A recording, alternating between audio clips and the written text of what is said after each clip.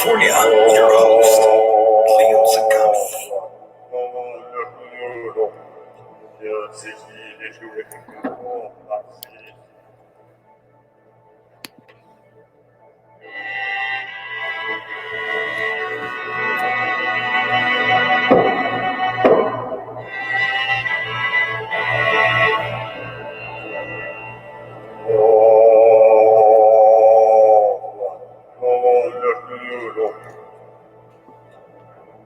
Hello, everybody, worldwide, wherever you're following us, whatever is your time zone. Here we are with a new episode of the Leo Zagami Show. We have John Barwell, who, of course, is an old acquaintance of ours.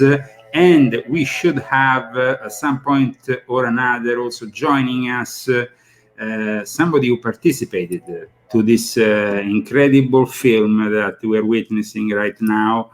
At least some of the images, some of the most interesting ones regarding part of this ritual which is enacted.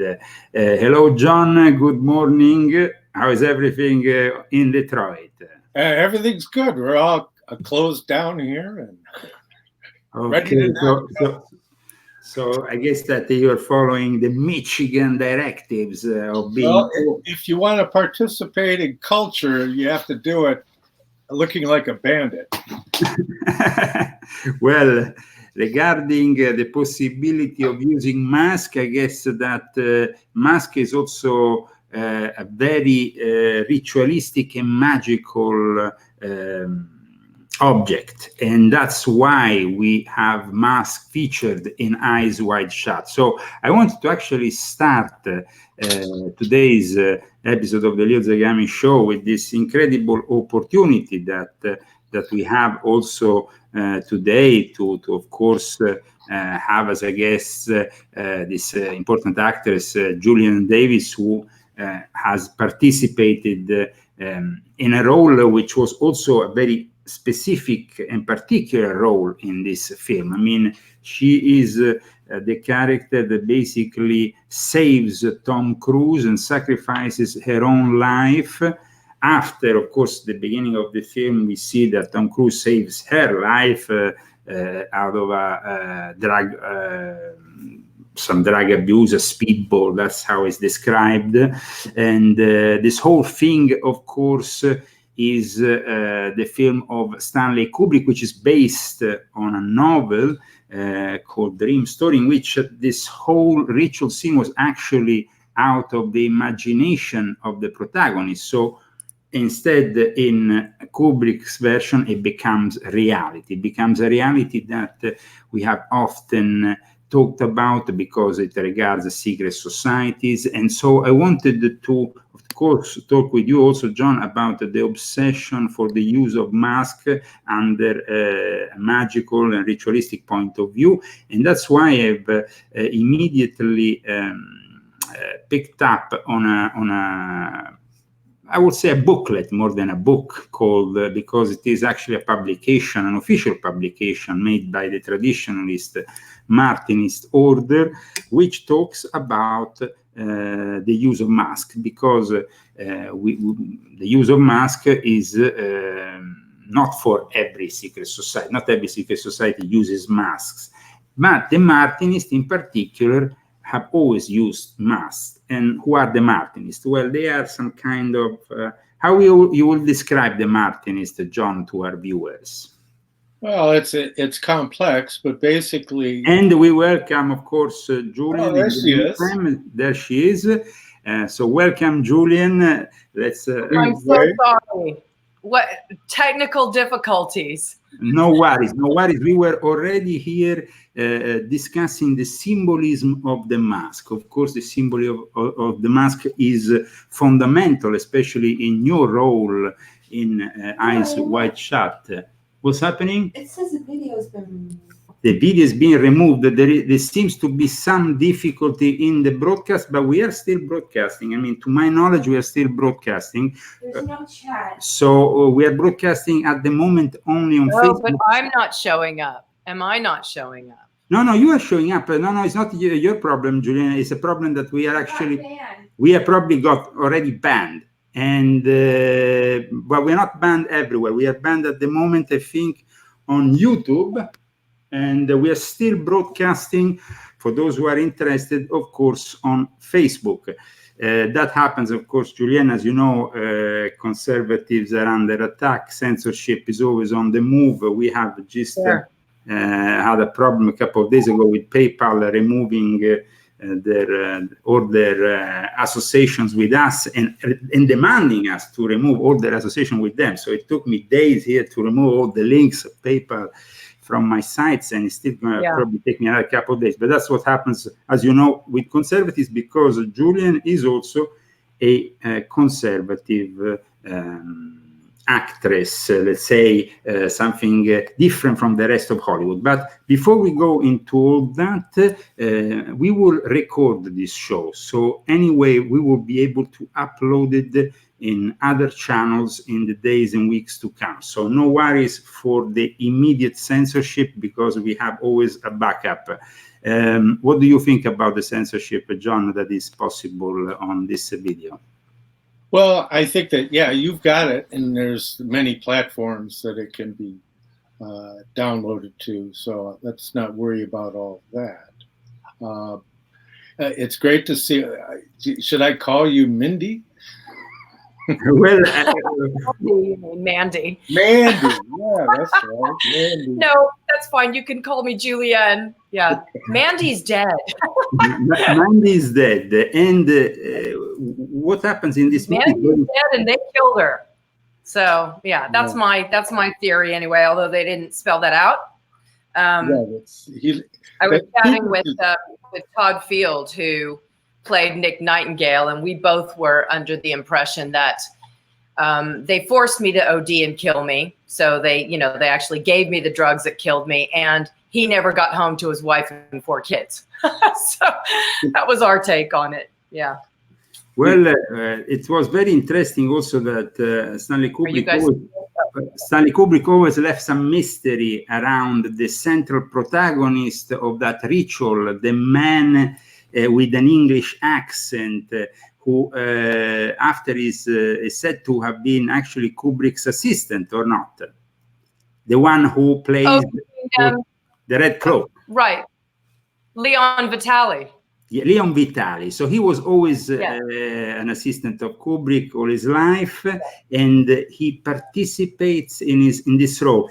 But apparently there is a link between the role that is played by Vitali, so the Red Cloak, and you in some way as Mandy. And this link is kind of like softly spoken in a way through the lines of this article, which is then found by Tom Cruise and then showed to the guy who basically is the guy who has this kind of affair at the beginning, with you.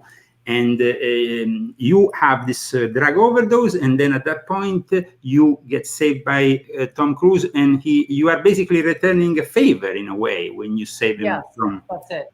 That's exactly it. Yeah. That's it. Okay, we are, and like I was saying a moment ago. Yeah, that's what I believe to be true. That because he saved me, I wanted to save him, because he was unknowingly going into this world that really he shouldn't be, because I guess my character Mandy, this is how I see it, this is my own interpretation, but I just see it that my character Mandy appreciated the fact that he cared about me at all, that I wasn't just this sexual plaything for the world's wealthy. And so in returning that favor, because I felt that he saved my life, I wanted to save his. So that's why I warned him. And that's why, I guess the reason why my character was willing to sacrifice herself is because I guess she felt that she was so far in it that she couldn't get out, which is very interesting if you think about it, with people that are involved in these sort of elite groups, whether it's the worldwide pedophilia network or the, just sex trafficking network, the drug network,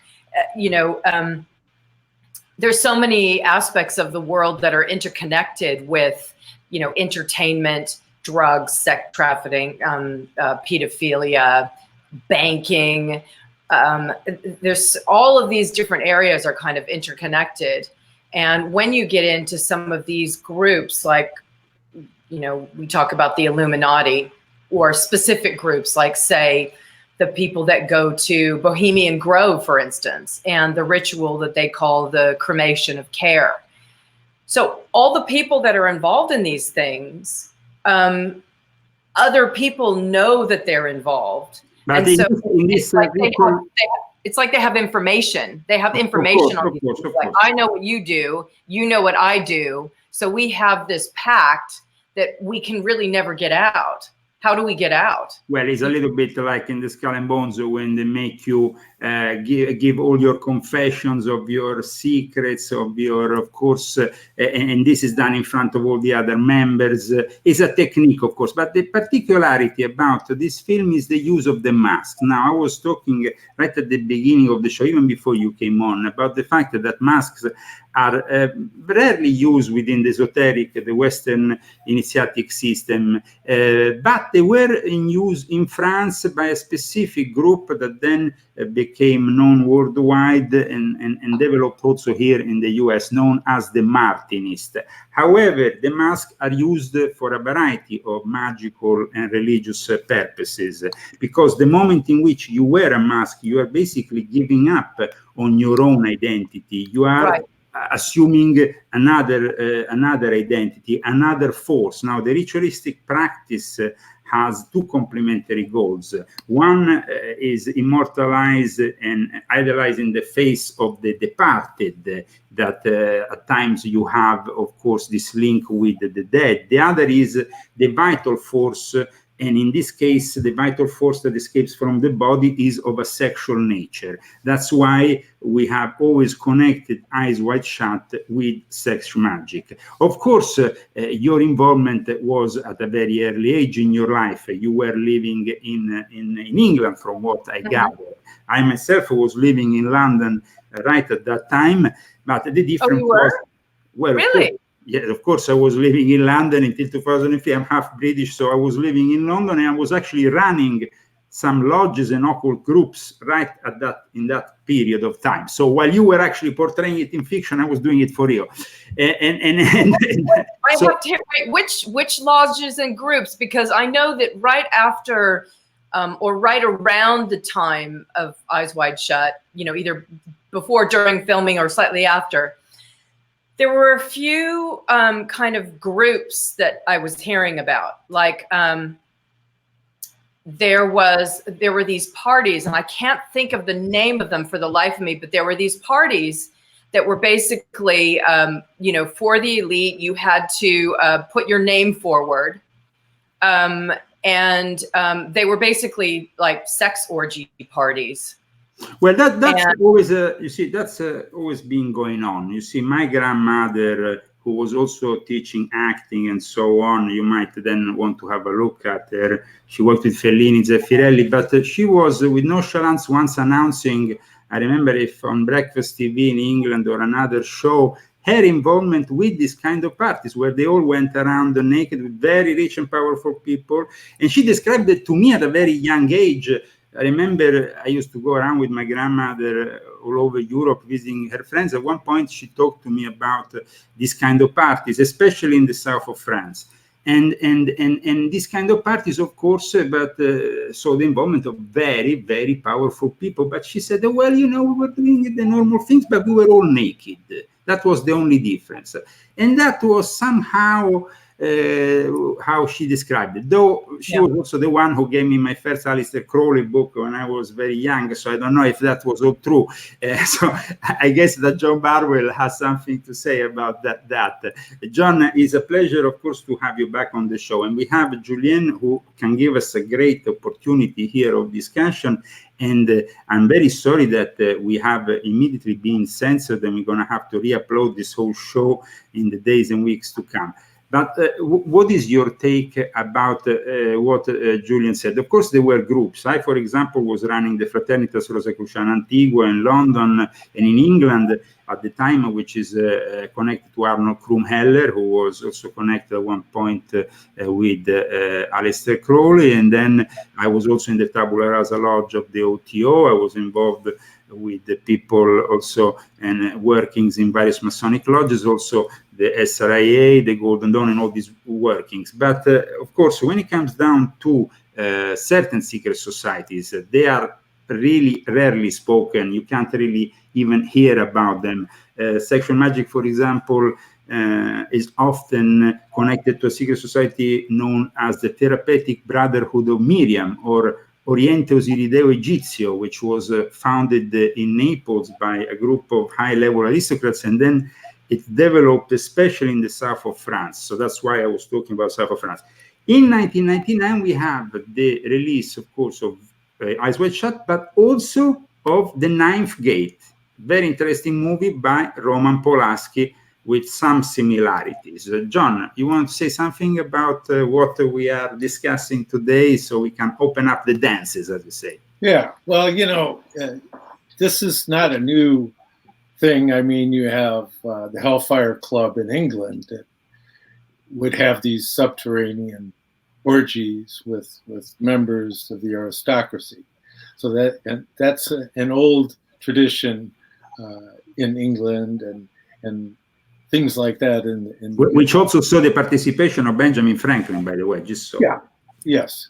But that being said, years ago, I was down in Florida and I was taken by some friends of the family to Mar-a-Lago and went there and had a nice meal, looked around. It was just absolutely spectacular.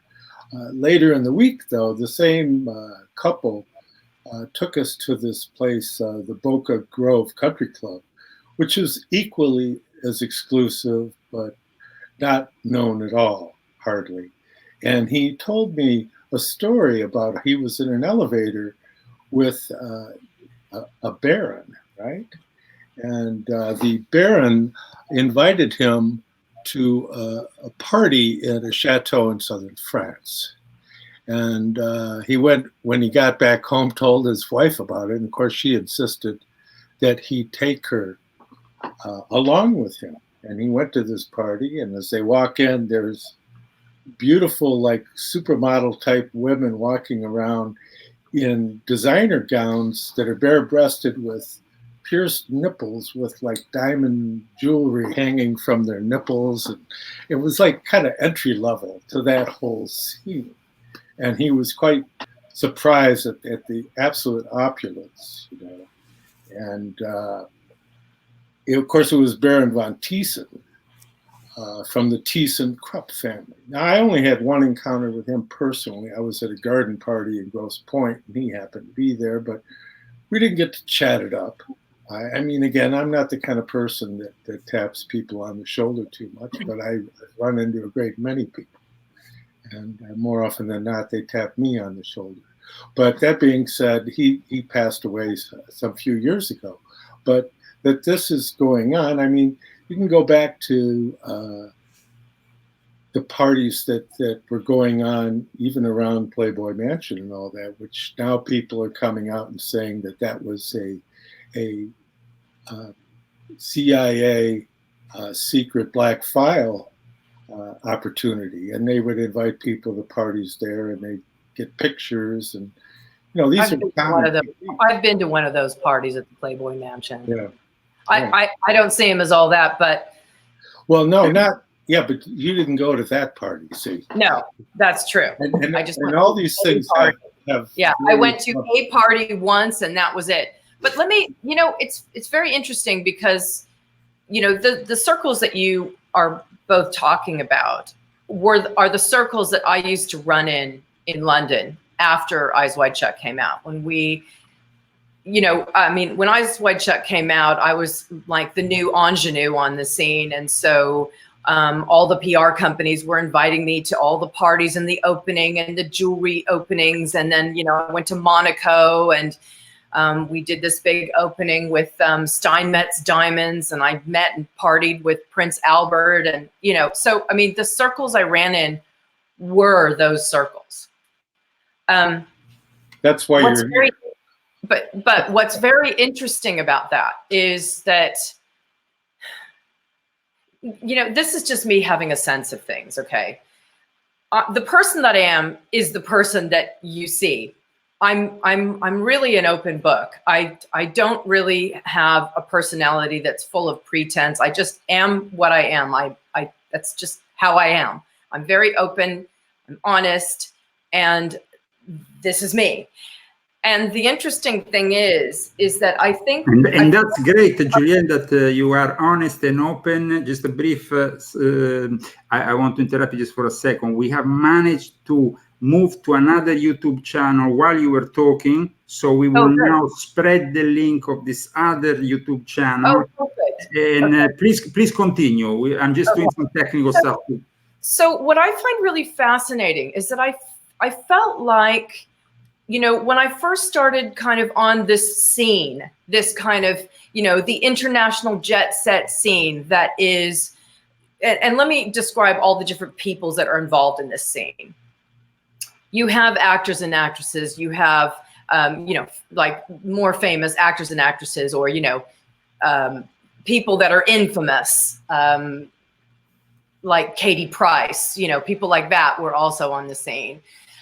You have bankers, like investment bankers. You have commodities brokers, people that are involved in the buying and selling of gold and iron, et cetera, et cetera. You probably have mafia people, although they're not out and out in saying that they're mafia, but they're there because they have a lot of money and they're part of the elite. You have people that are involved in politics. You know, you have heads of, you know, the Conservative Party, you know, top MPs, you've got top fashion designers, musical stars.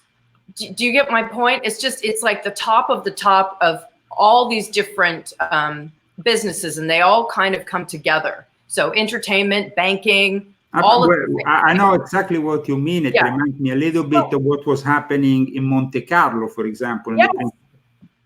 Exactly. So, you know, I mean, Monte Carlo, that was a trip and a half being down there and seeing the parties.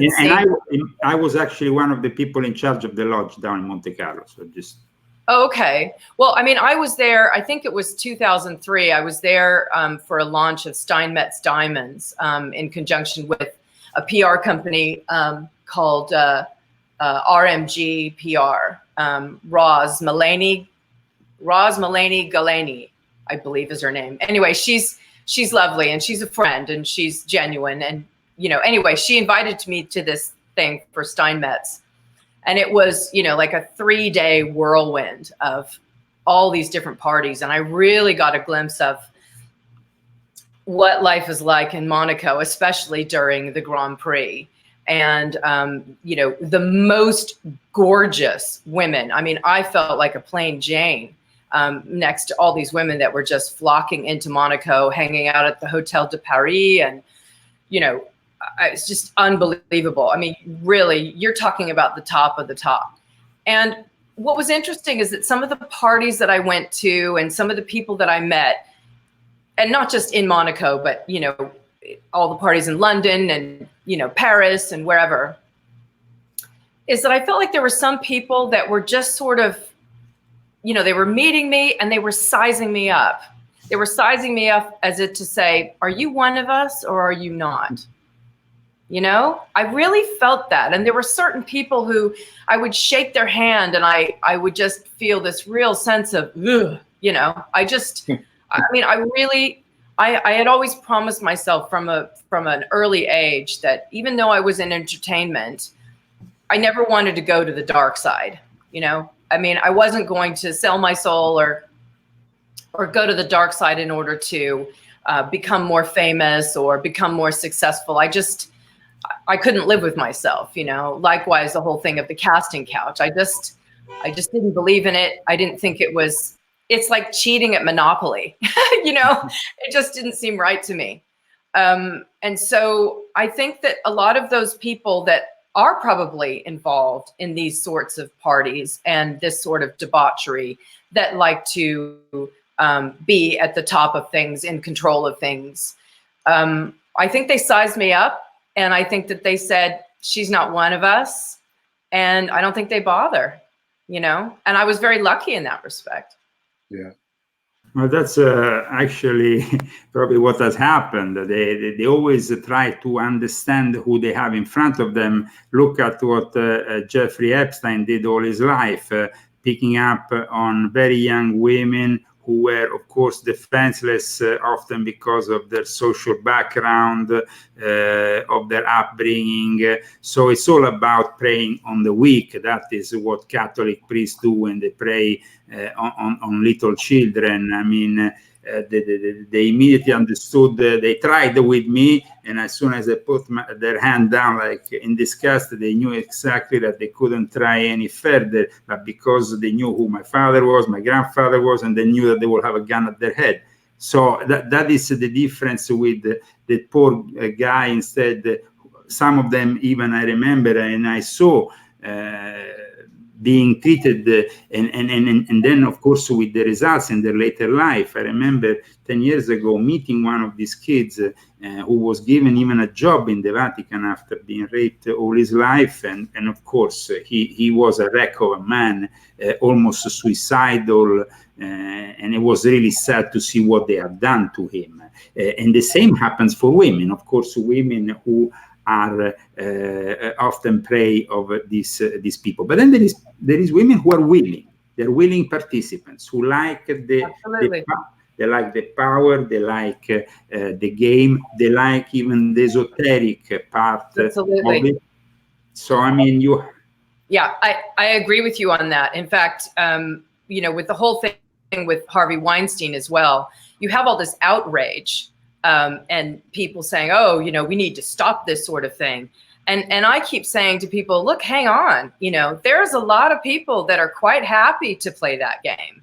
A lot of people, you know, it's really a matter of what is going on in the moral souls of a lot of different individuals that you are willing to do whatever you do in order to get where you want to go. And how important is that to you, you know? And it's very interesting you mentioned Jeffrey Epstein, because when all of that started coming out, and then they mentioned that he had a place in Paris, my memory... He had also a very important French assistant who found all the models for him, and who is still, I think, on the loose. Right. Well, I have a story about that, because I was in Paris. I spent a lot of time in Paris, because before I was an actor, I was a fashion model, right? So I spent time in Paris and Milan and Athens and Tokyo and, you know, various places. But anyway, so I'm in Paris. It was the, I can't remember if it was 92, 94, somewhere around that time. And I was with this one agency. It was an agency called, I think I was with Metropolitan at the time. And my booker said, hey, you know, do you want to go out tonight? We'll go to the Bandouche, which I'm sure you know about. I know very well. I think I even played records at the Bandouche once as a DJ. Yeah. Well, so for John, the Bandouche is a club in Paris, and it's basically, you know, one of the most sort of elite clubs. You know, all the top entertainment people go there. Top models, fashion designers. You know, I saw Oliver Stone there. You know, I saw various top models there, etc. And it's just like the place where all the models go, especially during pret-a-porter. You know, huge at that time. Anyway, but I believe I was there in the summertime. And so my booker called and he said, hey, do you want to go to the Bandouche? I said, yeah, why not? You know, let's go.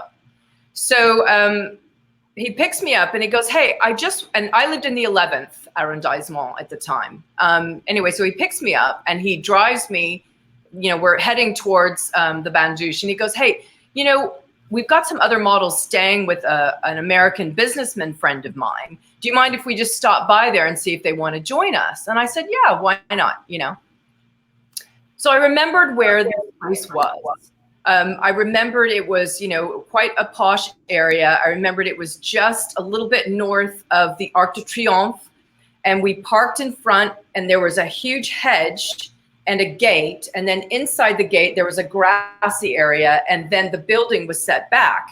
Now I say that because in Paris that doesn't happen all the time. to have that. You know, a lot of times you just have the building on the street, but this one had a really long hedge with a gate with about a 20-foot gap with grass, and then the building was there set back.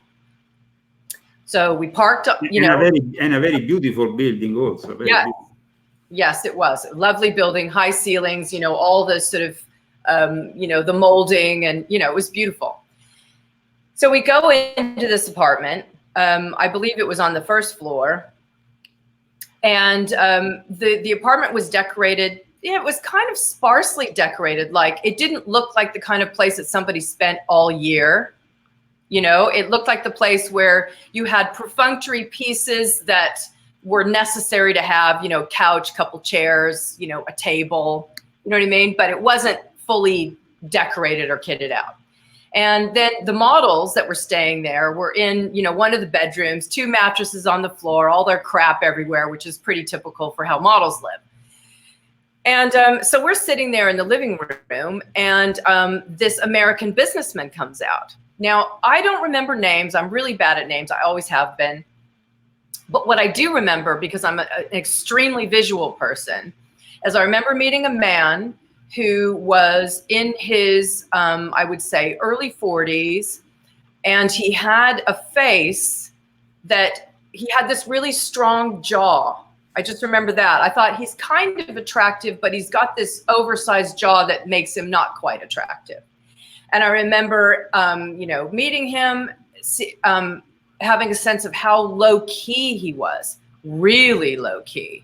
I mean, just so casual, as if to just be like, yeah, hey, how are you? You know, that kind of low key. His handshake was very, very soft, like very soft. I mean, not wet fish soft, but just very, like, almost sensual soft. It was weird.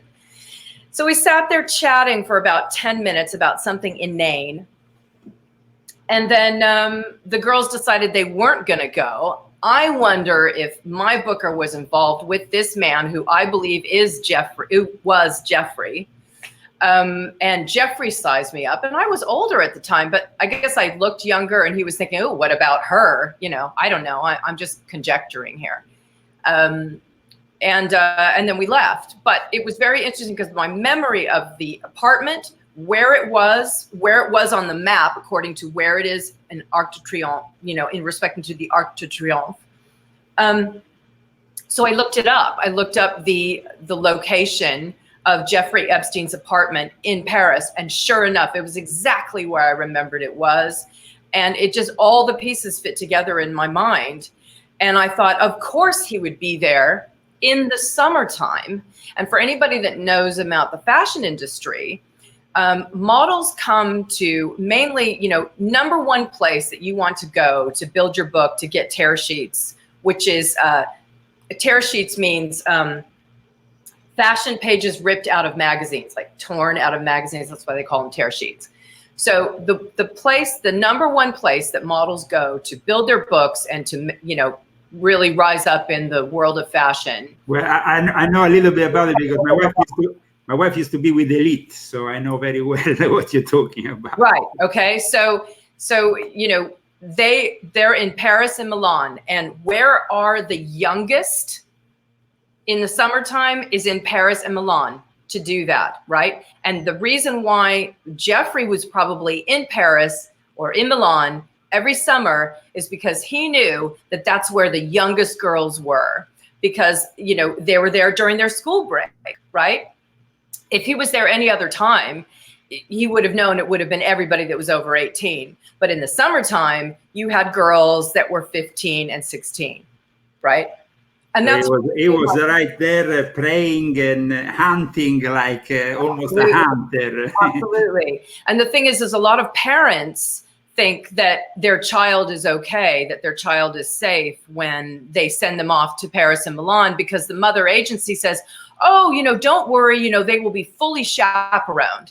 From my own experience, I mean, my wife fortunately was working for Elite in Japan, which is a place where there is some respect. But I've met models when I used to live in Norway.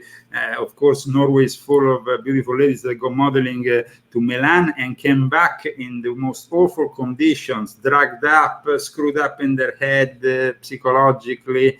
Yep. And so it was really sad to see that you live from Norway, is a very naive country, very easygoing, and then they came back, of course, with this kind of dreadful experiences. Yeah, no, I've seen it. I've seen it everywhere. I've seen it with American girls. I've seen it happen to many, many people. The stuff that goes on in Paris, the stuff that goes on in Milan.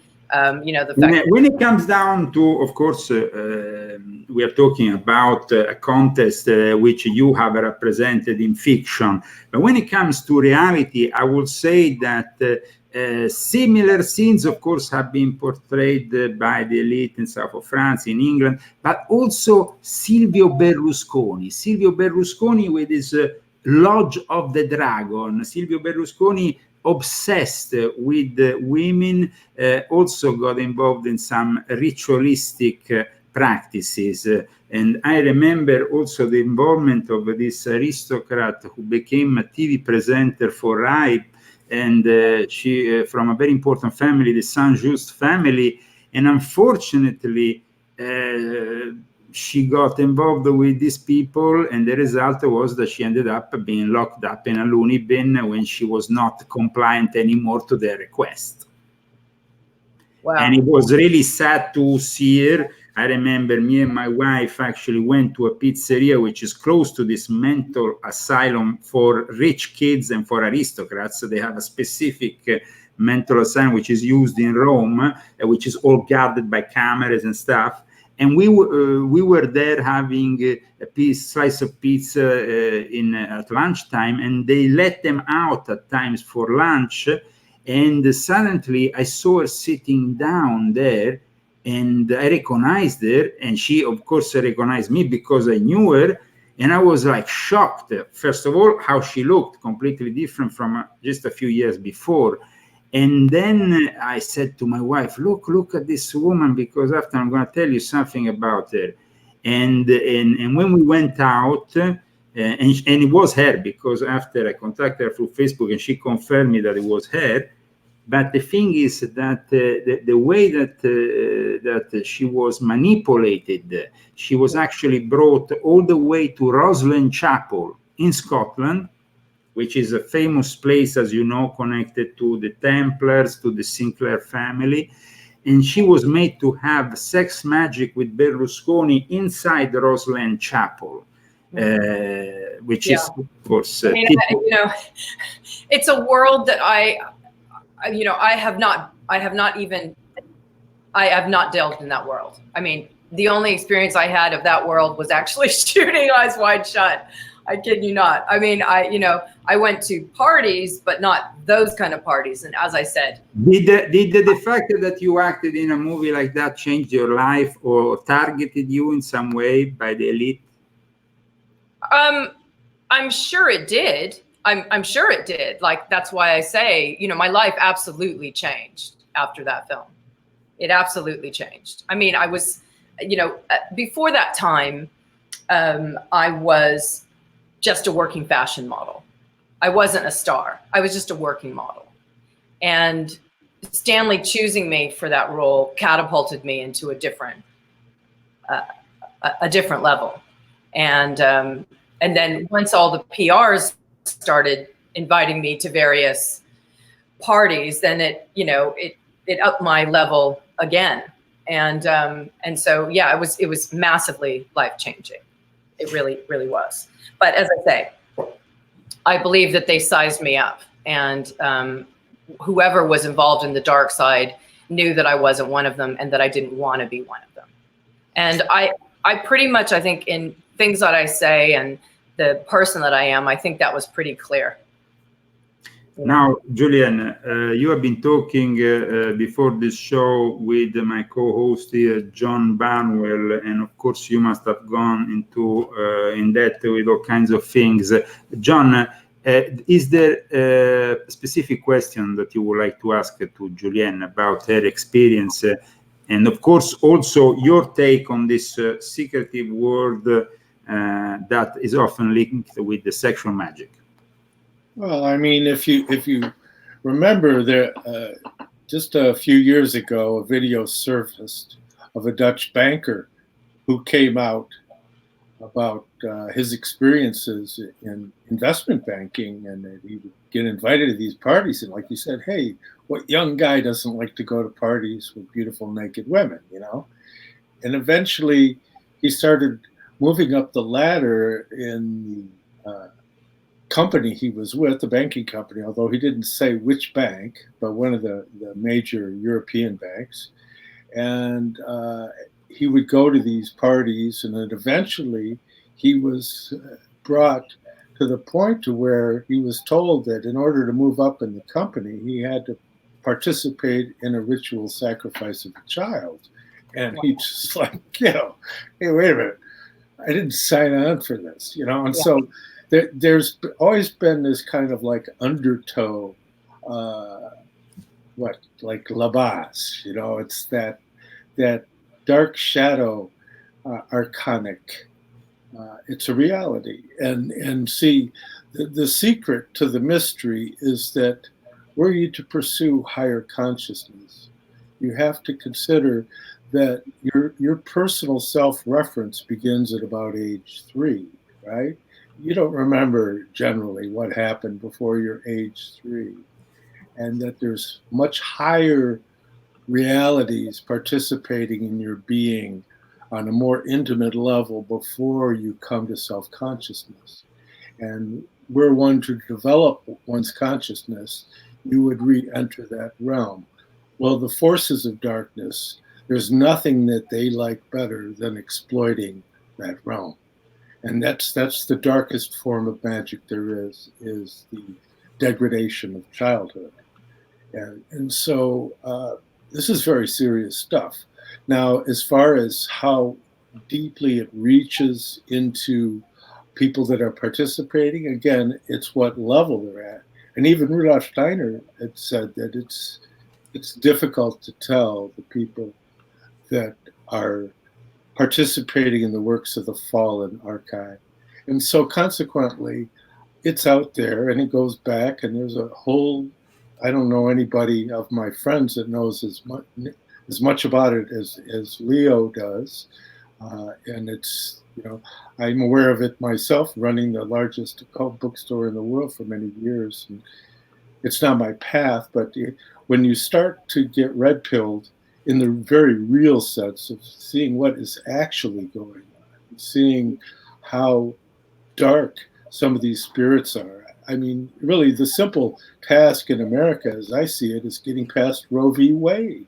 As long as we're doing mass abortions, we're feeding that whole realm of dark spirits, and it's just tragic, you know, that they want to extend it beyond, you know, late-term abortions, and let the baby be born, but because it was supposed to be an abortion, that just let the baby die naturally. I mean, can't people see what this is? I mean, at this point, America is really, they have a wake-up call with this whole lockdown that's going on. It's saying, hey, wait a minute, I didn't sign on for some kind of authoritarian system.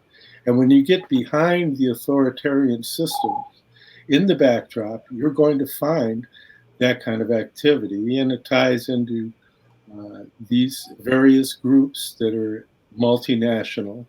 And it's also the imposition of the use of masks. Yeah. Now everybody has to use masks. I mean, yeah, well, and that's just it. And I think that's literal and figurative. Well, you know, that's kind of an Egyptian trait, you know, because they had the Egyptian rites where they would wear masks, for example. And so consequently, there is that shadow Sethian stream, you know, Kenneth Grant and all those characters that you used to hang out with, Leo. Yeah, in fact, Kenneth Grant is very popular with this kind of parties. Yeah. I remember a friend of mine telling me that maybe 3 or 4 years ago, he got to pick up Paris Hilton in Monte Carlo to go and celebrate, I think, Kenneth Anger's birthday. Kenneth Anger in this case, because also you have Kenneth Grant, but then you have Kenneth Anger. Kenneth Anger is definitely the one who was always and is still alive, and he's always been more obsessed with this kind of occult practices regarding sexual magic. Yes, yeah. Kenneth Anger, he's kind of like the film version of Kenneth Grant. Yeah, well, but he's also somebody who has really brought on camera the rituals, the real rituals, and has inspired a lot of people, including probably even Kubrick, because Kenneth Anger is an underground filmmaker that has inspired a lot of people in Hollywood. They don't like to admit it, but James DeFranco admits it. He actually did his thesis. Johnny Depp. Huh? Johnny Depp. Yeah, Johnny Depp, absolutely. And then we go back to discussing the fact that in 1999 there was these 2 films, Eyes Wide Shut, but we also had The Ninth Gate. The Ninth Gate was different, and it was also perceived differently, but these were 2 great filmmakers, Roman Polanski and Stanley Kubrick. And Roman Polanski also has this scene in this, of course, a scene is more satanic, is openly more satanic. But let's not forget that the music that was used in that ritual scene in Eyes Wide Shut was originally voices from Orthodox priests, then picked up by the author and reversed. So this reversing is typical of Satanism. Is actually quintessence of Satanism is to reverse Christian prayers. Did you have that sense, Julian, when you were involved in the film, that there was something malignant or satanic? Of course. I mean, while we were filming it. But what was interesting is that, Stanley did not share the script with me. I'm sure, obviously, Tom and some of the bigger actors and the crew had the full script, but I was not allowed to see the full script. So all I could do at the time was kind of look around and think, whoa, this is pretty intense, with the rituals and there was you had the girls in the circle and then the guy in the center with the incense going around and the masked, the blindfolded keyboard player, all of that. Yeah, of course. I mean, of course we thought it sounded satanic. Of course we did. So the perception of the energy when you are, of course, in an environment, actors take on the spirits. At times they actually, both in the Stanislavski method, the Chekhov method, but you are taking in and absorbing everything. Do you think that some of the actors were actually channeling some demonic? I'll probably be the big wet blanket that will disappoint people, but no, I didn't. I mean, most of us were just, we were just kind of getting on with it, doing what we were told. And when the camera cut, we were all like, robe, please, wanting to get covered up again. And then you had and honestly, I mean, we said, some of the other girls and we'd talk about it. We'd say, what do you think this is? It's like, well, seems pretty bizarre, like this ritual, but we had no idea. So, we talked and joked and laughed, and it was a film and we were working, and that was that. Honestly, that's, we thought that the atmosphere was creepy, but we were thinking, hey, it's a Kubrick film. We're working, we're making money, and it's all good.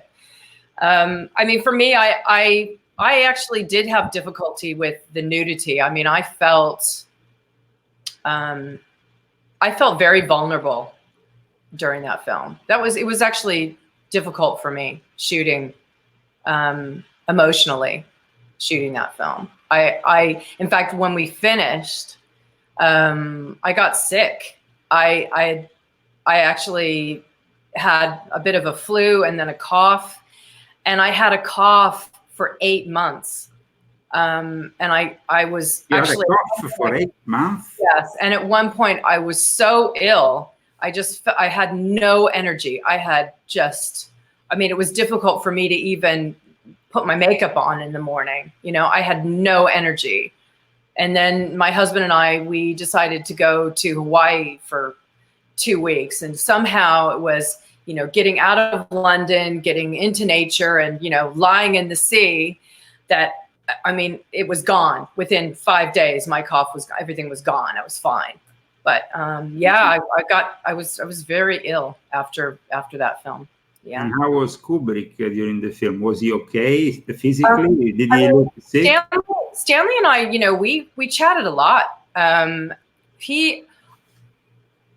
didn't ask about the content of the film, and he didn't tell me, and I didn't feel that I could ask because I knew that I was not allowed to see the whole script. Leon made it very, very clear that the script was ultra secret. And in fact, I mean, at one point I even asked Tom, because Tom and I were really chatty too. And I said, so Tom, what kind of doctor are you in this thing? And he said, oh, you'll have to see the movie. I'm like, really? Really? You're not even going to tell me if you're what, an internist or a gynecologist? Give me a break, you know. But he didn't. So the film was very secretive, but Stanley and I, we got along great. We chatted all the time, and you know, the only time that we had any kind of conflict, I guess, and it wasn't really direct with Stanley so much, was when Stanley wanted me to participate in the orgy aspect of the ritual scenes, and I refused. And Stanley called me aside because I refused, and I refused through Leon. And then Stanley called me aside at one point and he said, Julienne, he goes, please won't you do these scenes? He said, you know, you've got the best body of all the girls. And he said, you know, I really would love your body to be featured because it's great and, you know, it's very nice. And he said, you don't even have to be your character. You don't even have to be Mandy with the feather mask. You could be another character. And I just said to Stanley, I said, you know, and I'll explain to you why I said no. But I said, Stanley, I said, thank you for the compliments. I really appreciate that. I said, but it's not even that I won't do it. I said, so it means that secretly then Kate Blanchett got involved. Yeah. So she, well, see, okay. There's a number of things that happen. Let me start by saying, way before we started filming, Stanley wanted me to be involved in these scenes that he said. In fact, I will quote to you exactly what he said to me. He said, look, he goes, I want you to be involved in these scenes where it's sort of like a dance, but with kind of a sensual, like a very sensual dance with some, you know, sexual undertones, right? And he said to me, he as he said that, he said, there will be none of this. That's what he said. I mean, he did that. He said, you know, we just want you to be involved in this. It's like a dance, but a sensual dance with sexual undertones, but there will be none of this. That's exactly what he said.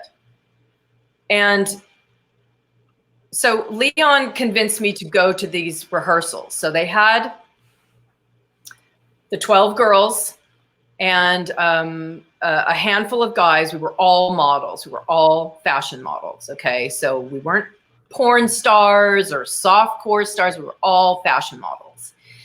And this is in the summertime before we started filming those the first ritual scene with the girls in the circle. It was before that, before all of that. And basically we had to go to this rehearsal space with the choreographer.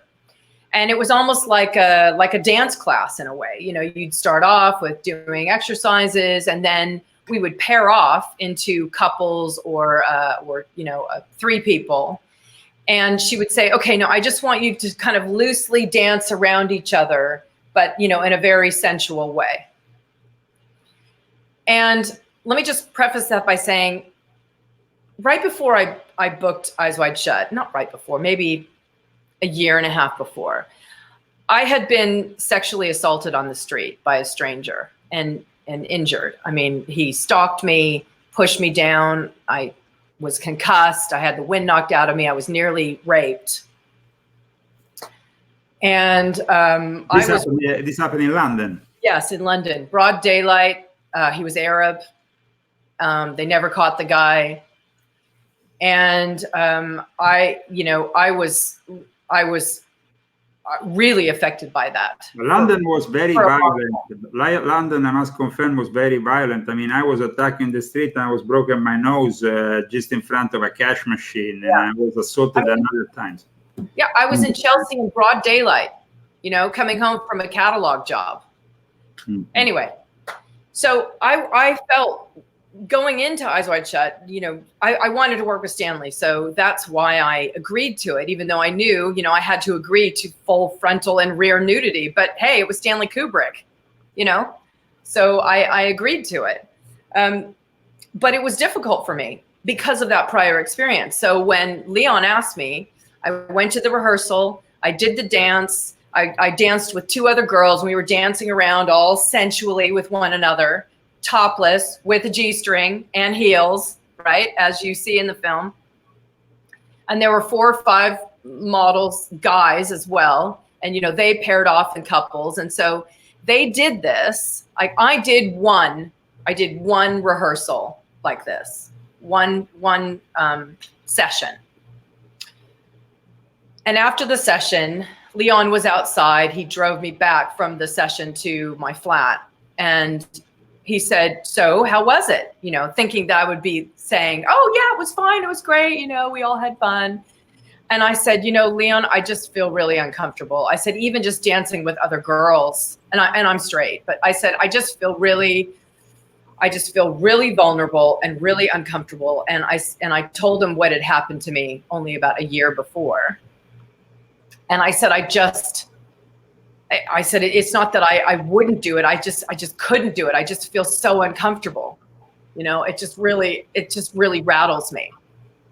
And he was disappointed. He told Stanley, and then Stanley was the one that came back to me after he obviously relayed that information. And he said, Julienne, won't you please do this? He said, you know, as I told you, you've got the best body. We really want you in these scenes, blah, blah, blah. And I just said, I just can't. Stanley, I'm sorry, I just can't. How many people turned down Stanley Kubrick? But yeah, I turned down a few of the things that he asked me, but that was a big one. And so what they were doing on the pissed off too. I think he was pissed off on the set. They were not mimicking sex. They were doing real sexual acts. No, they weren't. So it was simply an aesthetical problem for you. Yeah, but you know, I'm sure, Leo, you've seen the full uncut version. There's one moment where there's a girl that's kind of lying down on a kind of couch or a chaise. Yes. And the naked man basically, you know, like banging into her, like full on, like slamming sex. Yes. And I know that because I had some of the other girls tell me what those scenes were like that actually did go ahead and do them. You were like, oh my God. They said that girl was actually sobbing underneath her mask. Yeah.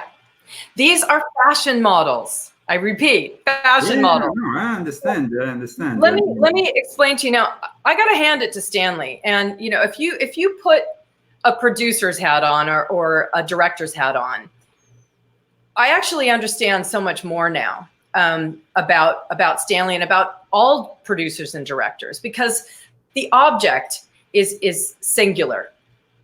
What is the best thing for the film? The film is number one, and what is the best thing for that film? Everything else doesn't matter. What is the best thing for that film? How do I get to that place, right? So what he did, which was very smart, he took all these gorgeous fashion models. He made them go once a week for months, once a week in these sessions, you know, doing your initial warm up and then dancing around with each other. Well, what happens? All of these people get to know each other really, really well. They're super comfortable with one another. Okay. So we're shooting the ritual, you know, the bit with all of us in the circle. And obviously once all that, you know, once we paired off and we started walking upstairs and, you know, that was when obviously at a later date, they then filmed the orgy scenes, and they filmed the orgy scenes at a different location. We shot those ritual scenes at a stately home in Norfolk, but the orgy scenes were shot somewhere else. And in fact, I don't even know where that is. I can't remember what the girls told me where they shot it. But it was very interesting because towards the end of shooting those ritual scenes, it was Jan Harlan that came up to us as a group, you know, all the girls and the one guy. And obviously they had other guys that had been, you know, rehearsing with all those girls, right? But the people that were on set at the time, we were just, you know, we were on a break. So Jan comes up and he starts talking to us. I don't like Jan. And he said, okay, so here's the deal. Now, initially we said to you that we were going to be. Let me understand. You didn't like him? I did not like Jan Harlan. No. Jan Harlan underestimated my intelligence, and I thought he was patronizing and insulting. Okay. But that's me. Anyway. But with Kubrick, you didn't have this kind of problem. No, I like Stanley. But I mean, I think, you know, whatever, if you want to call it dirty work, however Stanley worked, I mean, the dirty work would be done through his other people, you know, through Leon or through his first AD, or, you know what I mean? Or through Jan, right? Because Stanley was lovely, right? But Stanley, and respect to him, Stanley had the film. The film was number one. What he wanted to achieve with that film, that was number one, and everything else was secondary. Now he died. I actually understand that and respect that. Now he died, and the film comes out. What? He dies, of course, Kubrick, and the film comes out after. No, he dies. So, do you think that he will have accepted all the compromises for the U.S. edition, the editing, the manipulation of his work? Yeah, I'm sure he would have, because he understands that. I mean, it's a real dichotomy in America. On one hand, a lot of America is a little bit more puritanical than Europeans. You know, Europeans are not as they're not as funny about nudity as Americans are. But at the same time, America has such a massive porn industry. It's very strange. It's this very sort of split personality that America has. So I'm sure he understood that would have been necessary. And I'll go out on a limb and say he probably would have approved it in order to have more people see it. And honestly, the difference between the European version and the American version, I mean, it's just a little bit more sex, isn't it? It's just a little bit more of those scenes where you've got people doing more things or seemingly doing more things. As far as what I heard, there were no girls that were actually having sex with other people in the scenes. I know people probably don't want to hear that, but that's the reality. In that, you know, as I say, these girls are fashion models. Now, Tom Cruise is a top weirdo and a top Scientology guy. We all know that he has all these rules. While he's on set, you can't, at least in the last 20 years, the rules got more and more strict. Probably in your days, they were not as strict. No, well, okay. Well, you know, I've said this a number of times. I love Tom. Tom and I never spoke about Scientology. I didn't want to broach that subject with him, and I wasn't interested in that subject, and at the time, and I just didn't feel that it was appropriate to talk about those things with him. So we talked about safe things, but we talked about things like censorship and stuff like that. But you know, I thought Tom was fabulous, and he was very personable. He was so friendly and so respectful to me and everybody. He was friendly to everybody, and he didn't have these rules. I mean, I heard the same crap you did, like something along the lines of when he was shooting Mission Impossible, he needed to have a tunnel built from his room. But you know, honestly, I don't believe that. I don't, because I worked with the guy for 8 months. I didn't see that. I didn't see that aspect. I didn't. Okay, thank you for clearing. He's much more down to earth than people might think. I mean, or at least what he showed to me. But again, I mean, there's obviously room for error there because he's an actor. So did you actually see him again in the last 20 years? How he evolved since that film? No, I haven't. I haven't seen him again because, you know, I didn't take the bait. I wasn't willing to do whatever to get to a higher level, you know. Absolutely. I mean, I've you know, and even I mean, listen, Julienne. I mean, you know, being conservative in Hollywood, geez, but, you know, being a Trump supporter, I mean, I might as well hang myself. I know exactly what you mean because my wife had friends who went instead and became the super Hollywood stars. I'm not going to make names of stuff, but compromises, of course, can be made along the way. And if you refuse them, you will no longer be put in that position of dominance in an industry which at times is made of compromises. Now, you have come out as a conservative in a world which is dominated by globalists, progressives, left-wingers. We are used to have renegades of Hollywood here with us. John knows that very well. We had Roseanne Barr for a time on a show with us. Now, how did your, of course, stand as a conservative? How was it received in Hollywood? Did you have immediately, you were ostracized, you were fought, you were compromised, let's say? Well, let's see. I started becoming conservative after 9/11 in 2001, and I mostly kept my mouth shut for a long time. I started coming out because I had a friend who actually was one of the first people to interview me after Eyes Wide Shut, a journalist from London. And he was one of the editors of Heat Street magazine. And he asked me if I wanted to do an article about revisiting Eyes Wide Shut. And that started my writing career. So I wrote that article. I then wrote an article about fame. And the game of fame, because it is a game. Did you ever publish any books, Julienne?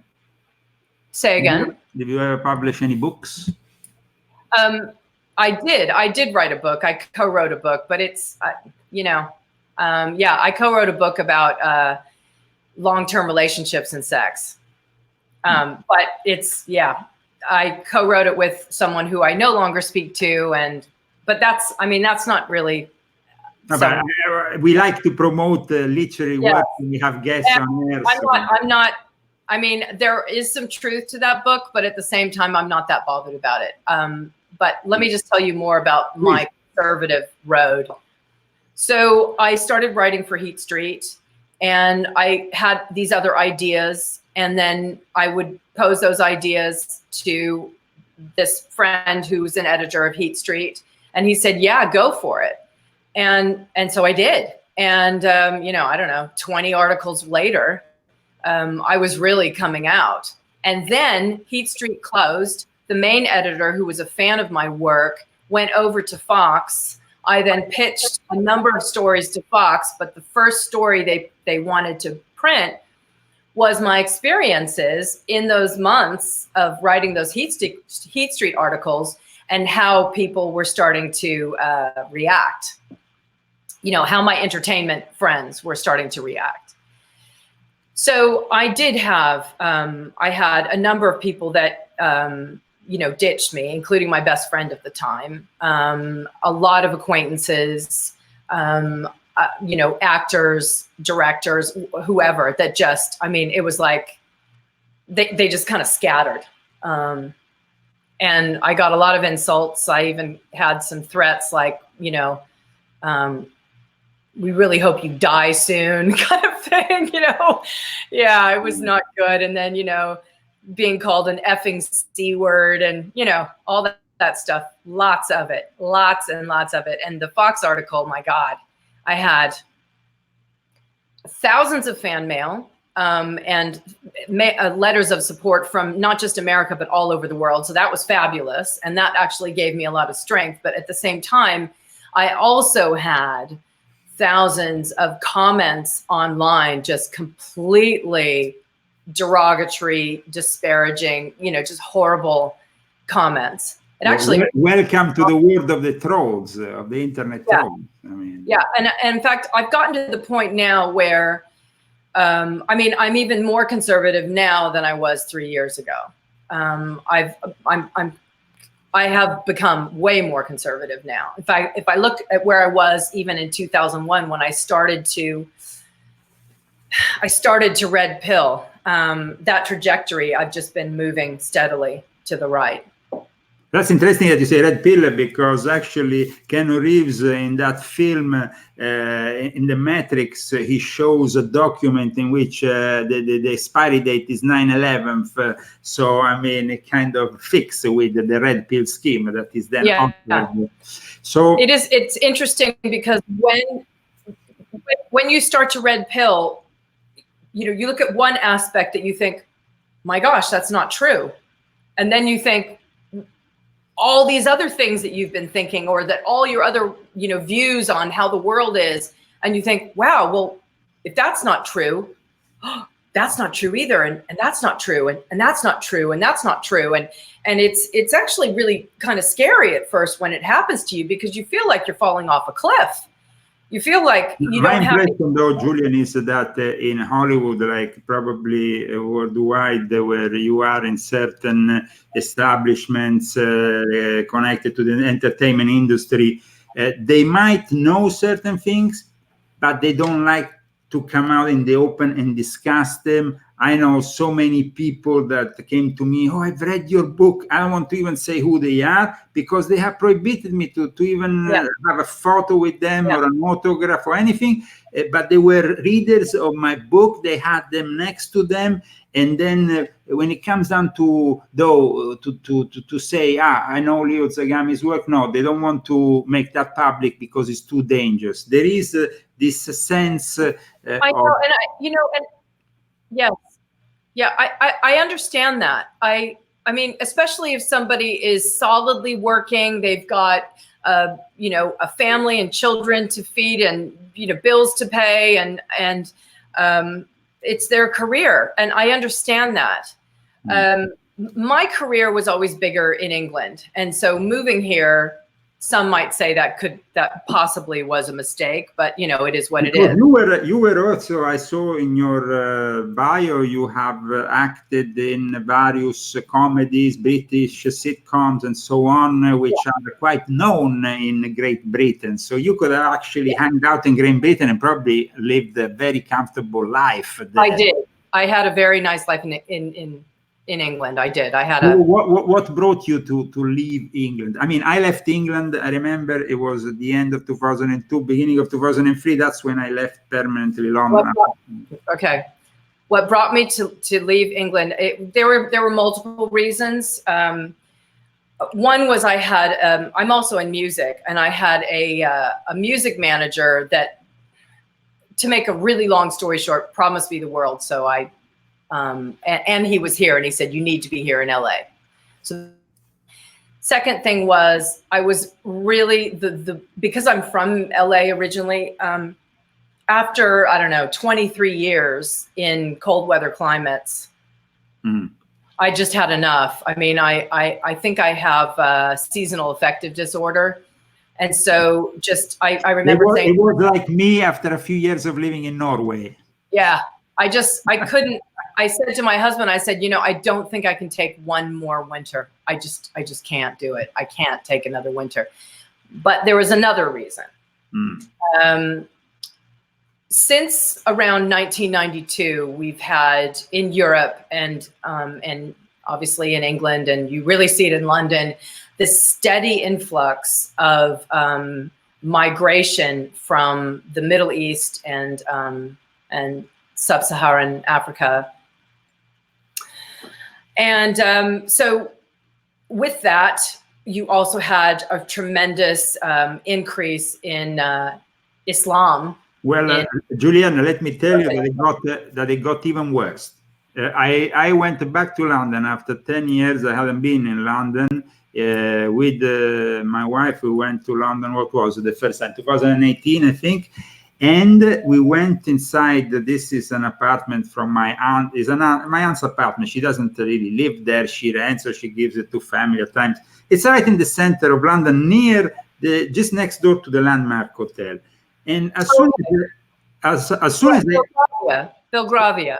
Yeah, right. Yeah.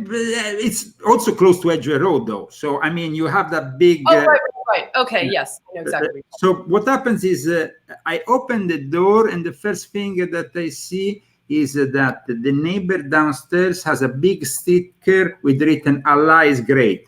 The corner pub, the pub that used to be on the corner, is no longer a pub. It sells halal meat. Edgware Road is terrible. I mean, but not only Edgware Road, it seems to have expanded further from all towards Baker Street. I mean, we are right in the center of London there. And so it seems like really you are right in seeing and detecting that expansion, which has got even worse. In fact, I went, I was having a Masonic Lodge meeting in London, and in my capacity, I stood up in front of the whole audience. It was actually the initiation of my wife. She decided to be initiated in Freemasonry in London. So I was a guest at this initiation, and I gave a speech because I'm a Grand Master. I was also there in my capacity as a guest, and I said, and it was in a church, the Church of St. Edmunds in the middle of the city. And I turned around and I indicated the image of Jesus, and I said, you are a bunch of fools. If you want to continue doing this kind of thing, you need to fight Islam now and back them off and stop immediately this crazy expansion, because there is going to be no Freemasonry or alternative thinking the moment in which you are not stopping this invasion. And they tried to stop me from finishing even the sentence. You know, Christy, they kind of got a little bit, my wife was a little bit upset because the worship master was conducting the work kind of nearly stopped me by talking, which is actually unprecedented, because once you are giving a speech, you can't be stopped. But I was not taking this rubbish. I said, you are ruining a country. And as I'm half British and I'm of royal blood, I tell you, we have been defending Christianity here, and you are betraying Christianity. So my stand was very critical, and but you're completely right, Julienne. Please continue. It's very bad what has been happening. And I think that the pinnacle moment for my husband and I've talked about this before, was during the, do you remember the Danish cartoon incident?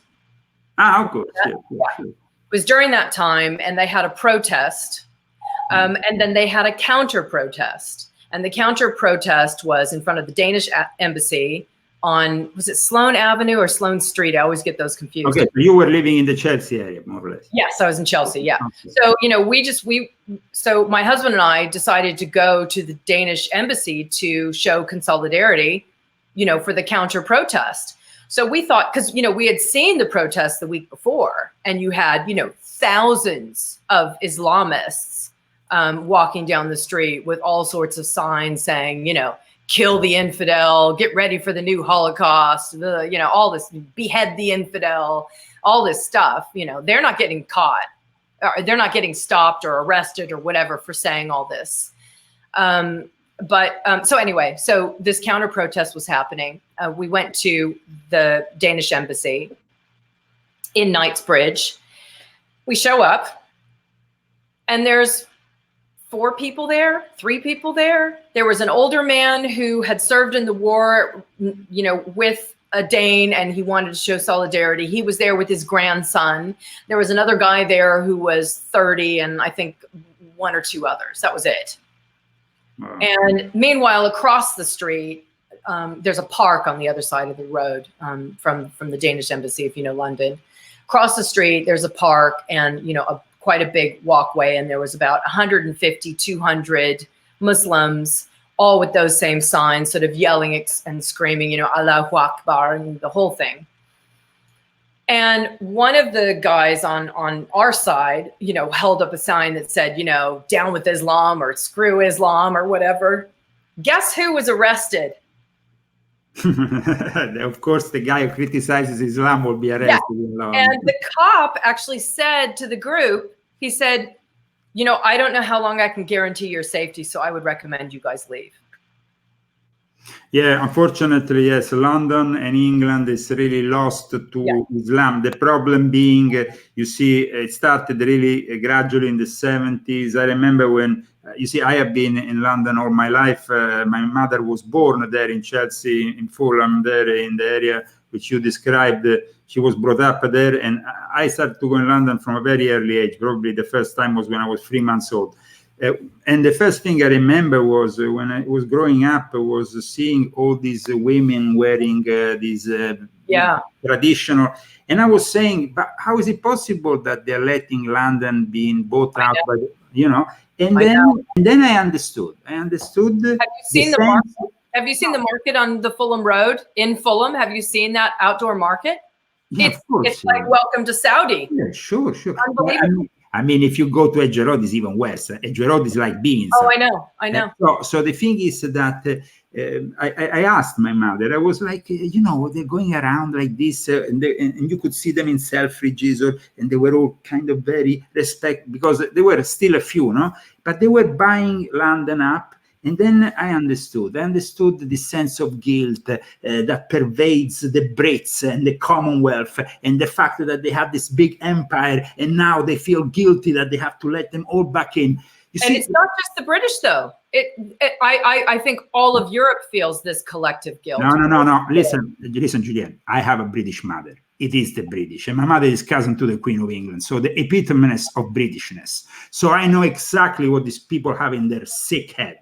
And their sick head is that they feel guilty. Oh, darling, but we went into India and we're so bad to them. My great-grandfather was there with the colon, you know, in India, for example, with the British military, for example. But, I mean, the thing is that they have this sense of British guilt. Oh, darling, you see, we were bad with them, you know, so we have to make up for them. And we let them buy this thing, and we let them do this. And so while I was watching all this, I got more and more upset. And I still remember, I think it was approximately in 2002, after I was beaten up almost to death in the streets of London, I went and delivered a speech at the Theosophical Society and said, you're a bunch of fools. They're gonna bomb your underground. I know for sure they're going to bomb your underground. And in fact, one of the underground stops that they bombed was actually the stop I used to use every day, which was Edge Road. So, I mean, and it happened a week after I was actually in London. I was there, 7/7. I was there. Yes, I actually went for visit. And fortunately, I wasn't there on the day, but just a week before. But the thing is that the way that the Brits are, you see, they have this, unfortunately, this sense of guilt. The Muslims are a bunch of crooks. I mean, I'm not saying that because I don't know them. I have them in my blood. I'm half Sicilian. So I know exactly how, if the mafia was born in Sicily, it was because of their mafia, of the Muslim roots. Let's not forget that. When we talk about mafia, we think, oh, Sicily. Yes, because Sicily was for 3 centuries in the hands of the Fatimidi, which was a Shiite group. So, I mean, I'm called Zagami. Zaham is from Iran, so I even have Iranian blood. I know exactly how these people think, and I was involved with Islamic people, and so I know exactly what they think, and I know that they think that the Europeans and the Brits are too naive to stop their invasion. That's the reason. That's the reason. Yeah. Robinson, right? The book, John, what kind of book? Tommy Robinson, John? John, what book is that? That's the edition that Tommy Robinson's involved with. And what they've done, see, the way the Quran is structured, normally, excuse me, my books are falling down. we have John falling on his head. Let's start. Okay, John. Okay. The way the Quran is... During the quarantine, your beard and your head got out of control. Okay, that's good. That's good. That's good. That's good. I left my mask in the car. Yeah, normally when you pick up a copy of the Quran, it's listed according to a different order. It's not chronological. And what they have done in this particular version is chronologically organized the texts within the Quran. So you see the transition from the early period where he's going around and trying to convince people of what he's talking about. And then it gets to where he makes the journey, and then he ends up marrying a Christian woman, a wealthy merchant, and develops an army and starts using his sword as a means of convincing people. And so it's a distinct departure from his earlier adventures. And keep in mind, though, you think he was more spiritual in his early upbringing, Muhammad? That could be said. And there are those that consider Islam to be a heretical sect of Christianity, essentially. You know, it's just. I think Islam is an imposter. I think it's evil. Well, okay. I think it poses as something godly, and it's really the opposite. Yeah. I think let me finish.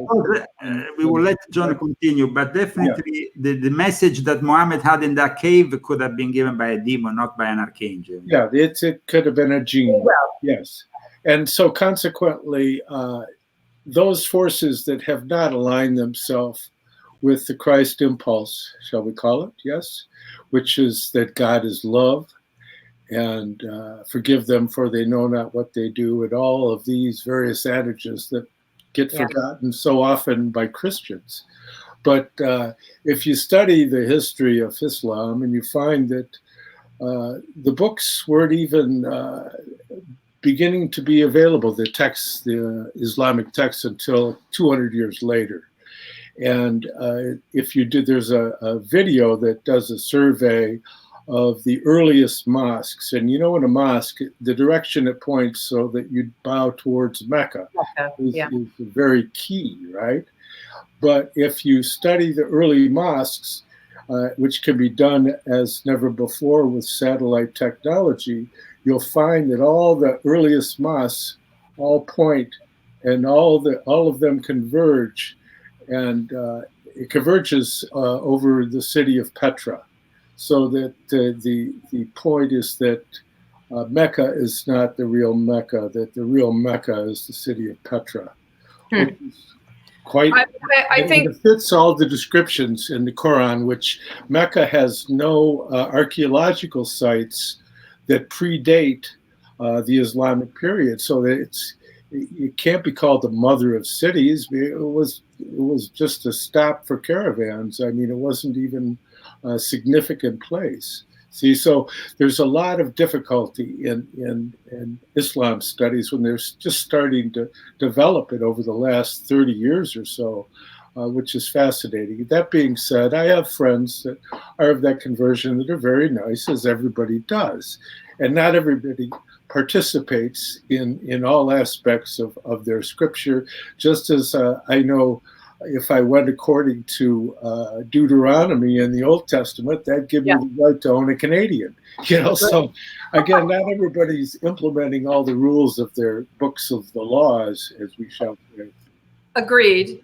Now we have, I'm showing here an article, mosques adapt to coronavirus, but in Culver City, neighbors said it was too loud, so they let them have it, saying that the call for prayer was too loud. Of course, We have also showed yesterday here on the Leo Zagami show, Bella Ciao, the Marxist anthem played out from the minarets of a mosque in Izmir. There seems to be this a stronger and stronger alliance between communist left-wingers and Islam, even if they really stand for things that are completely opposite to each other. I mean, the Islamic people would like to just throw off the roof and cliffs gay people. At the same time, the left-wingers would like to have gender-fluid reality.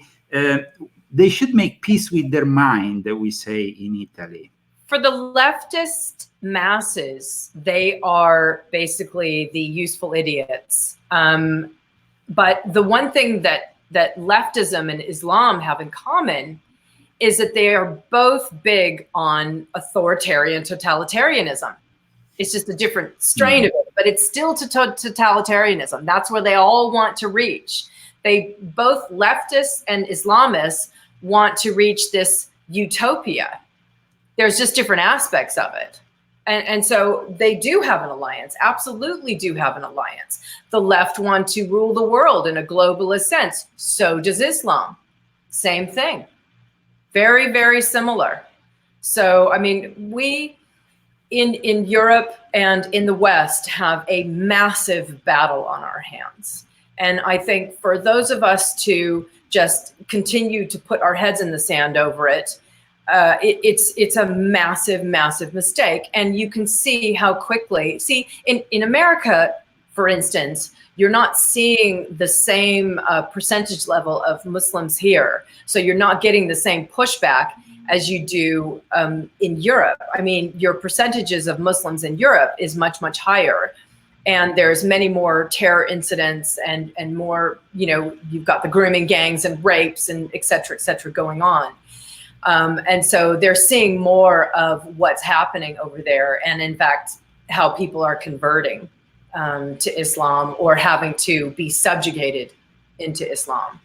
Well, it seems also that the concept of zakat, which is the economic principle that underlines Islam, for some Islamic scholars equiparates to what is taught in the capital of Karl Marx. So, I mean, they seem to actually have some also theoretical foundations that they are kind of grasping for their interpretation. But it is definitely, there's a lot of controversy, and I myself have an experience by living with the Muslim communities back in the days when I had my first wife, and I ended up having a child that I never saw again because she is Muslim, and of course I'm not Muslim, so then that's it. For them, if you are not Muslim, you're not allowed to even see your child.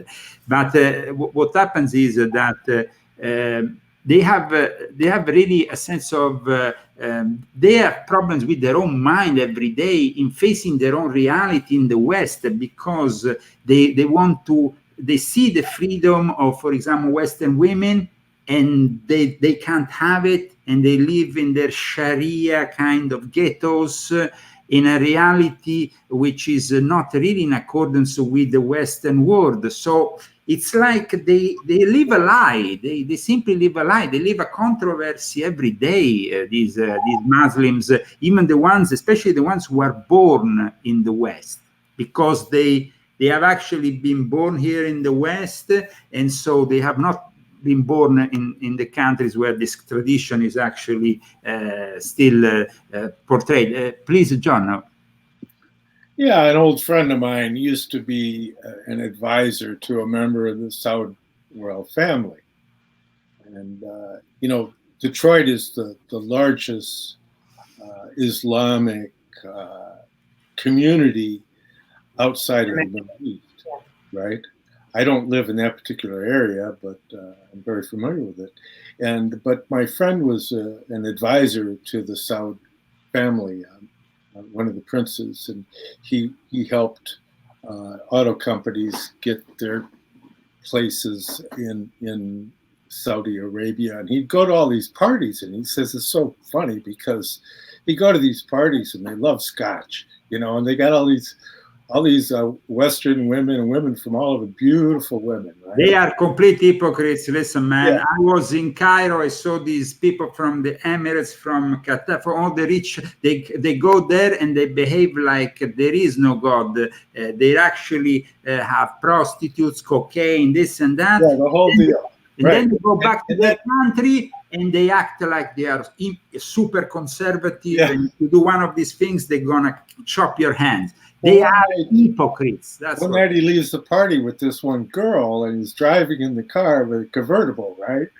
In Saudi Arabia, you know, and in Riyadh, and he's driving along, and he gets arrested by the religious police, you know, because she didn't have a head covering on, and then they found a bottle of scotch that the prince had given him, and so they got put in like Sharia jail.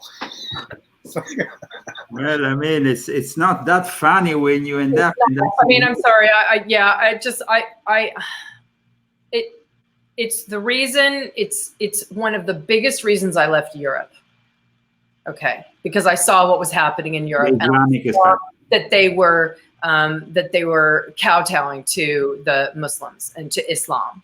And I didn't want to see it, and my husband didn't want to see it. I mean, I'm a British citizen as well, and my husband is English from what you can trace his family back to 1000 AD. And we didn't want to see England go down up front and up close. And the reason we moved to America is because we saw the patriotism after 9/11, and we thought America's going to be the world's last great hope in fighting Islam and hopefully fighting the left. Now, the reason I came out is because, you know, I see all these things going on. I've seen what's going on in Europe. I see the way that leftist globalism is increasing. I see the indoctrination. I see all these things. And I thought, why am I staying silent? Why am I going to stay silent? What, for my little career? Really? I mean, there's things way more important than my little career, way more. And that's why I came out. That's why I've spoken up. And that's why I continue to speak up. People can hate me all they like, and they can call me all kinds of things, bigot, racist, whatever. But I believe in Western civilization. And I believe that we should save Western civilization. I think that the fundamental undercurrent of Western civilization is derived from Christianity, and we need to hang on to that. And not only hang on to it, we need to re-embrace it. And that's why I've become so much more conservative through the years, because I see the need for it. I see the need for the belief in God, for the belief in clinging to the light and clinging to God and clinging to those Christian morals that were the reason. It was the underlying reason that the West has been successful. It hasn't been just because we are free or just because we have a US Constitution. No, it's because we had those Christian underpinnings that kept us in line, you know? So now the West is really living a unprecedented moment. The forces of globalism have used and are using these never-ending lockdowns and this pandemic to implement their Orwellian nightmare on us. Yep. And so, what is for Julienne Davis the solution to all this? Is there a solution, or will we be forced, like I said in the past, to... This is really dangerous, me talking about this. I'm not going to go... We like danger. I'm just going to say that the people need to organize. We need to organize. Yes, because it seems like at one point or the other, and I'm going to make this question both to you and to John, maybe the solution that will be implemented, the smart cities, will really become cities that defy everything that we stand for. And so anti-Christian cities connected and driven by an artificial intelligence. Isn't that the case already in San Diego, for example, and is starting to build up in other cities, also in California? I mean, I live in the belly of the beast. I live in Los Angeles. Sure. You know, a lot of people that are conservative are saying, oh, you know, I'm going to leave California. California is finished. It's not a question of leaving. I have the opposite belief. I think, no, do not leave California. And in fact, bring 100 of your friends so that we can take California back, so that we can take New York back. No, but I don't think yeah, maybe you misunderstood my question. I also live in California, live in Palm Springs, but I will never live, even if you paid me, in the hills of LA, because I know that smart cities are the next move of the New World Order, and that we need to avoid cities at all costs, wherever they are. It can be California, it can be even a red state. The problem is, in the next 10 years, they're going to use the data, the tracking data, everything to enrich the artificial intelligence and ultimately create smart cities. We have San Diego with already 600,000 biometric cameras. Cities will become something that is not good to even go close to if you don't want to be identified, if you don't want to be tracked.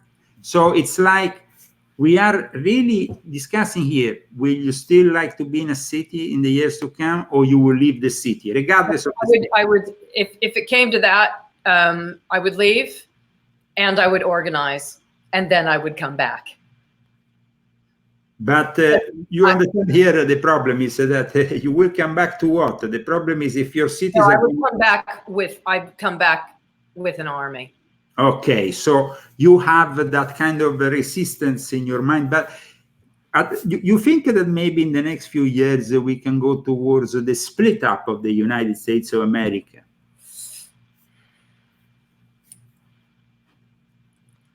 I hope not. But I honestly, I don't even, I can't conjecture what is going to happen. I really don't know. I really don't know. I would love to think that, I know there's a lot of conservatives that say, oh yeah, it's going to be a Trump landslide. And, we have witnessed there are quite a few Democrats that are starting to red pill because of the lockdown. They're starting to realize that this level of totalitarianism is not really good for living, So I know this sounds terrible, but we'll see. We'll see. And we need to be ready for it. We need to be ready to react either way. John, do you think Democrats also being red-pilled, or are they still in Nancy Pelosi's weird panties? Well, there's always going to be those hopeless souls that can't seem. I mean, I bumped into some on FB. I call it FB. I don't even want to yeah. I bumped into some this morning, and it's like you just wonder how they come up with the conclusions that they have. Decades. It's so feeble-minded. But decades of propaganda. That being said, yeah, the propaganda is very strong, and if you talk, propaganda is strong, but Nancy Pelosi has the biggest ice cream collection. Yeah, but if you talk to any of them at any length, they don't have any depth. And so it's a troubling thing when you look at the.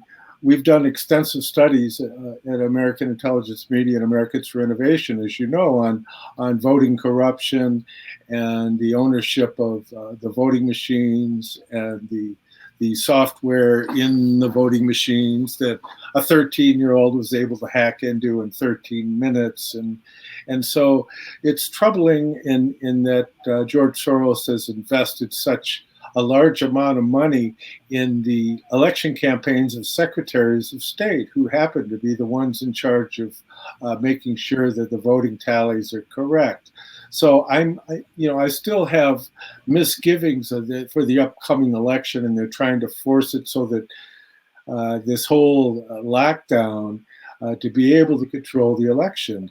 I mean, this is a dress rehearsal, what they're putting. Oh, yeah, it is. It is. But that being said, I'm running into a lot of people that saw themselves as being of the liberal bent, but they don't like this. I said, well, you don't like it. I mean, this is what you've been promoting. What used to be liberal doesn't exist. Now it's this progressive, totalitarian. So it seems to me that they are very superficial, John, in everything. Well, a lot of people don't want to be bothered, but now this is a huge wake-up call. They've got nothing else to do except sit at home on their computer and try to figure out what in the world is going on. So it actually has probably had a good some good results, even aside from that. I think that there's a certain amount of people that couldn't help but get red-pilled.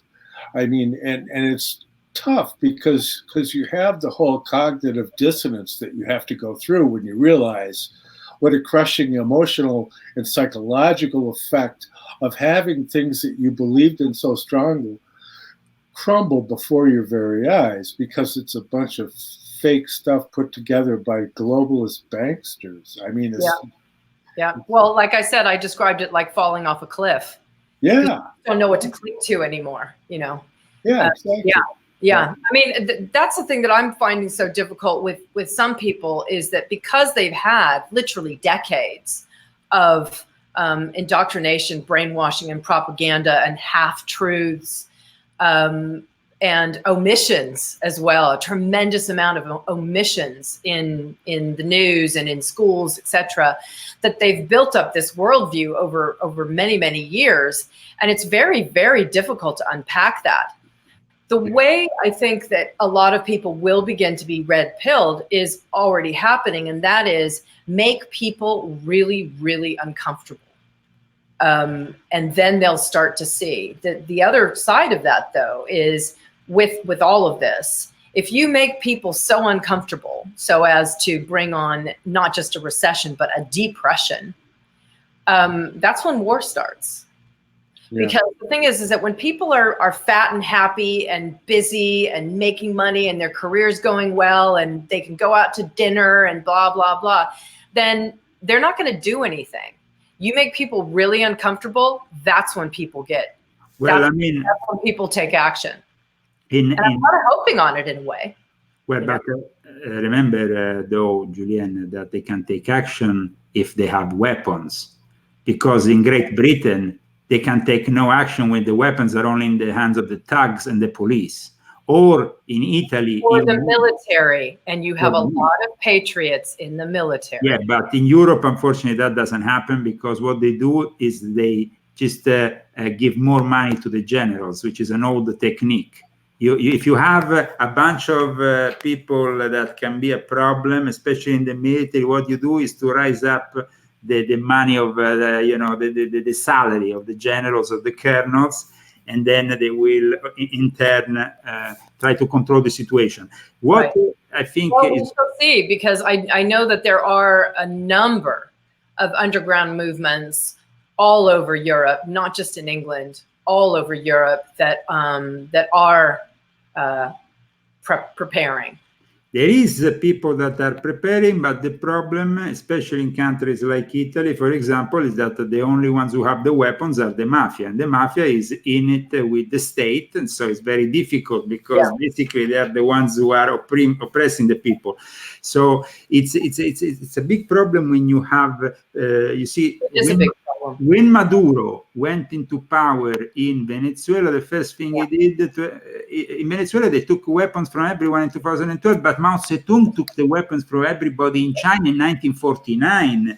And actually, if we now have the dragon threatening the world, part of the problem comes from the United States of America, who empowered Mao Zedong army back at the end of the 40s. And Mao Zedong used to always have an assistant who was an American, who he will promise, oh, don't worry, we will build a democracy just like the USA. And instead, we have the worst enemy of mankind, which is China. And what I can't comment on what happened historically. I'm really bad at the details of history, at some of the more specific details of history, and I'm not going to say that America's done everything right. God knows we haven't. We've done well at time, unfortunately, there has been some mistake. But let me show you now, both you and John, images that come from China, which are very disturbing because these images were shot in the middle of the day, and suddenly in the middle of the day, and this was reported also by Chinese media as almost the punishment of God over China. In the middle of the day, everything goes dark, pitch dark, like night. And the images I'm about to show you shocked the whole of China. So let's see them together. Here we have these images. And here we go, just a second that I'm preparing technically. And here we go with these images. This is pitch black in the middle of the day. Some people have said this is God's punishment against China. And the images, of course, have shocked the Chinese people, who in turn have discussed this whole event as something that is not normal, but even maybe not of terrestrial origin. I hate to say it, I can't see it. You can't see it on your screen. You can't see it at the moment. Well, you will see there, it. yes. Okay, yes, I can see it now. It's pretty apocalyptic, eh? Yeah, that's about 3 o'clock in the afternoon. They're preparing to have the meeting of the CCP, the Chinese Communist Party. And a lot of people are reporting on it.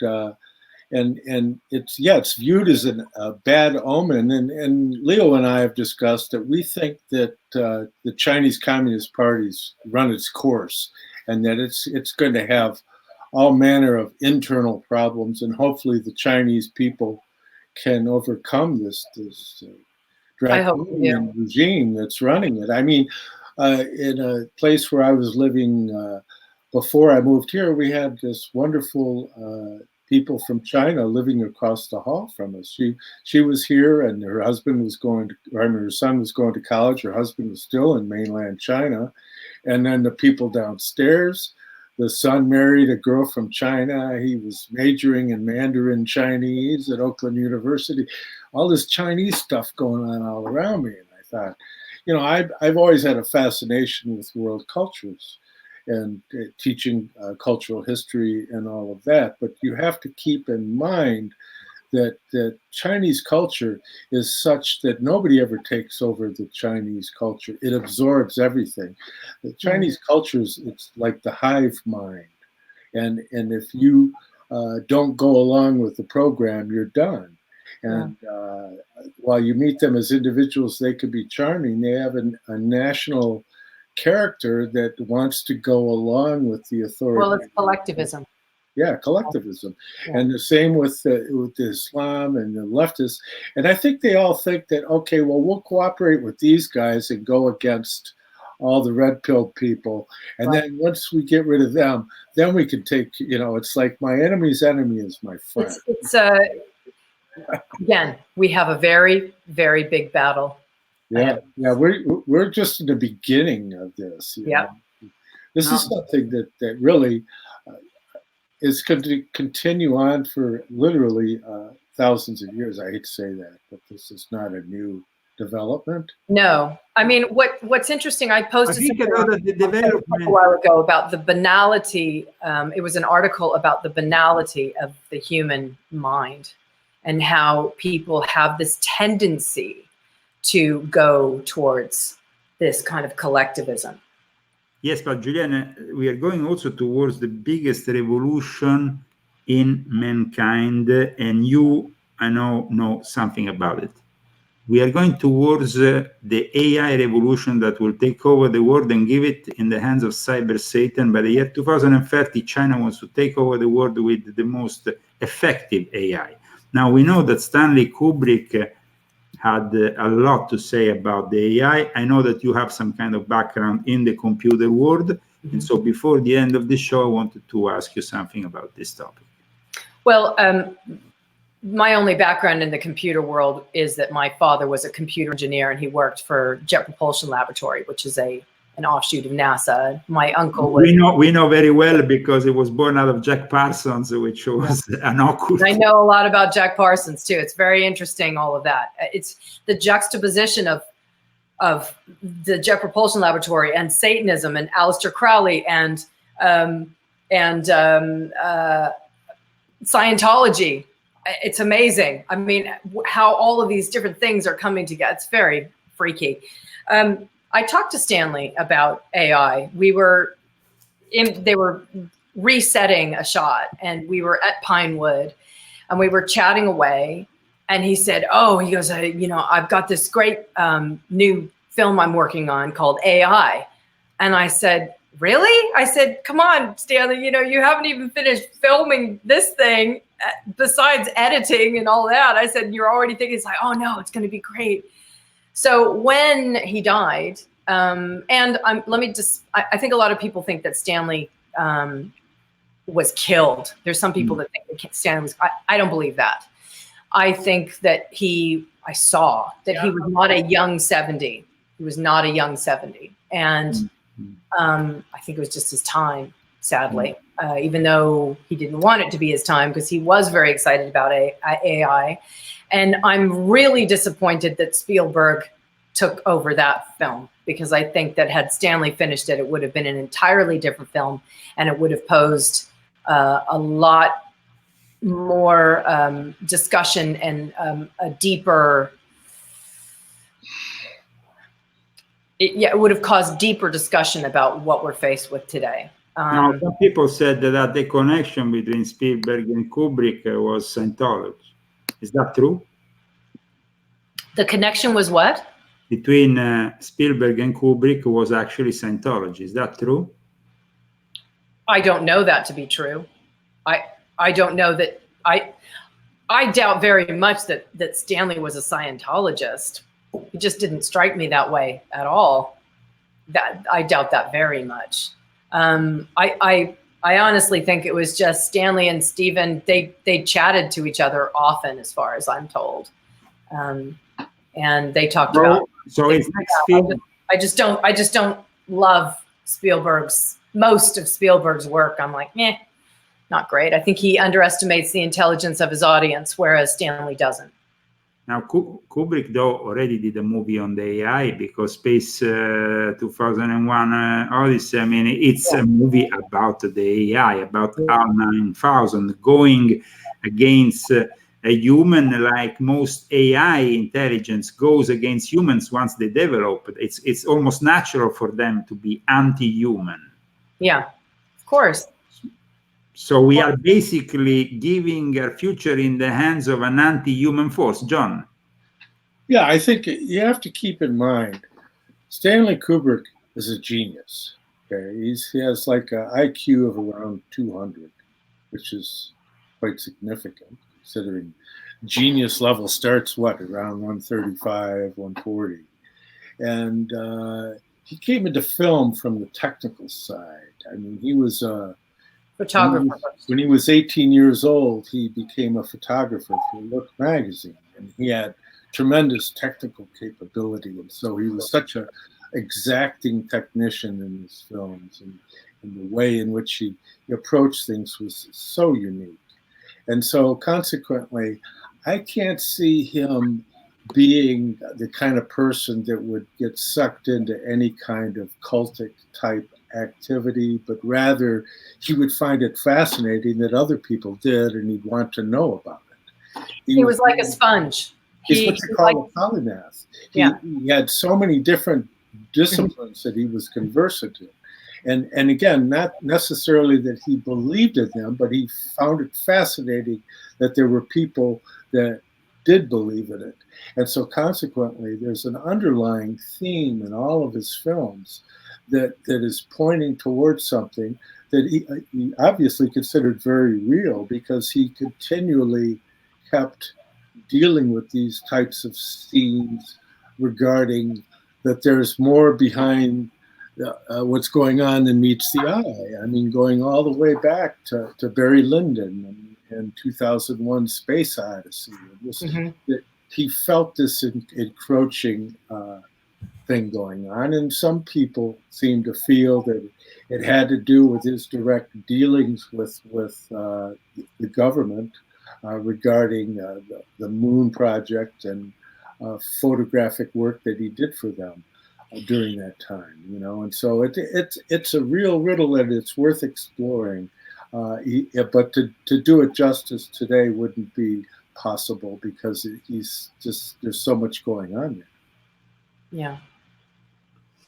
Now, I guess the way I look at the future is obviously those things are really frightening to me. There's some of the things that Elon Musk has talked about. I think you sent me a link, or somebody sent me a link recently, talking about how people could upload their consciousness to the cloud, where their consciousness would never die, kind of thing.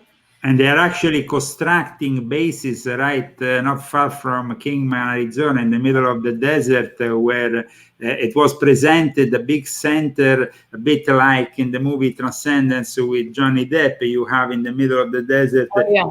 And the same thing is actually being constructed in reality here in the desert. And Sarah Ferguson was involved in it and presented last year.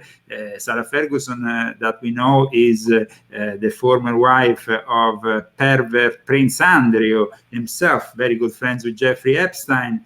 And of course, all these people are part of a conspiracy, which is, of course, in front of our eyes every day. Then Prince Andrew now, the Queen is starting to hide him, because he doesn't want him to surface too much in the open. But these guys are definitely involved with something that is the quest for immortality, which is an old quest by the Illuminati to eventually achieve immortality. Isn't that the case, John? There has always been this quest among also the alchemists and...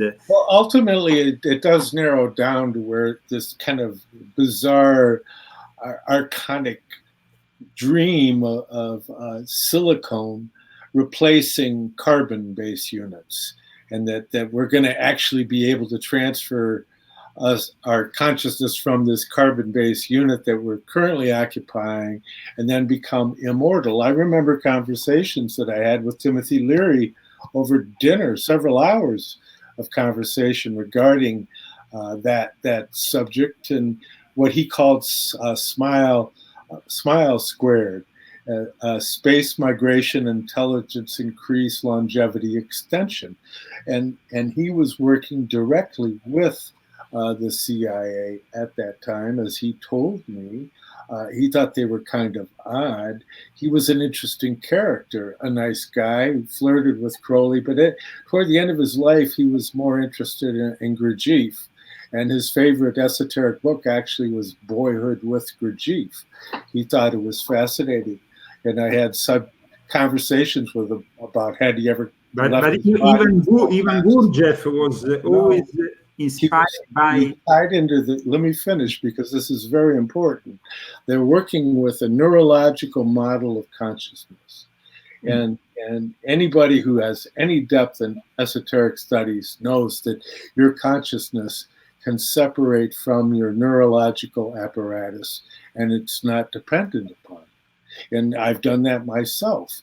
And so, but Leary was very honest. He told me he had not. And he was still working with this idea that consciousness is a product of the activity of your nervous system, rather than in occult studies, we would say your nervous system serves as a filter, and that you're only seeing very limited amount of things because of the nature of your sensory apparatus, and that you're a spirit having a human experience, not a human having a spiritual experience. So it's a very different view.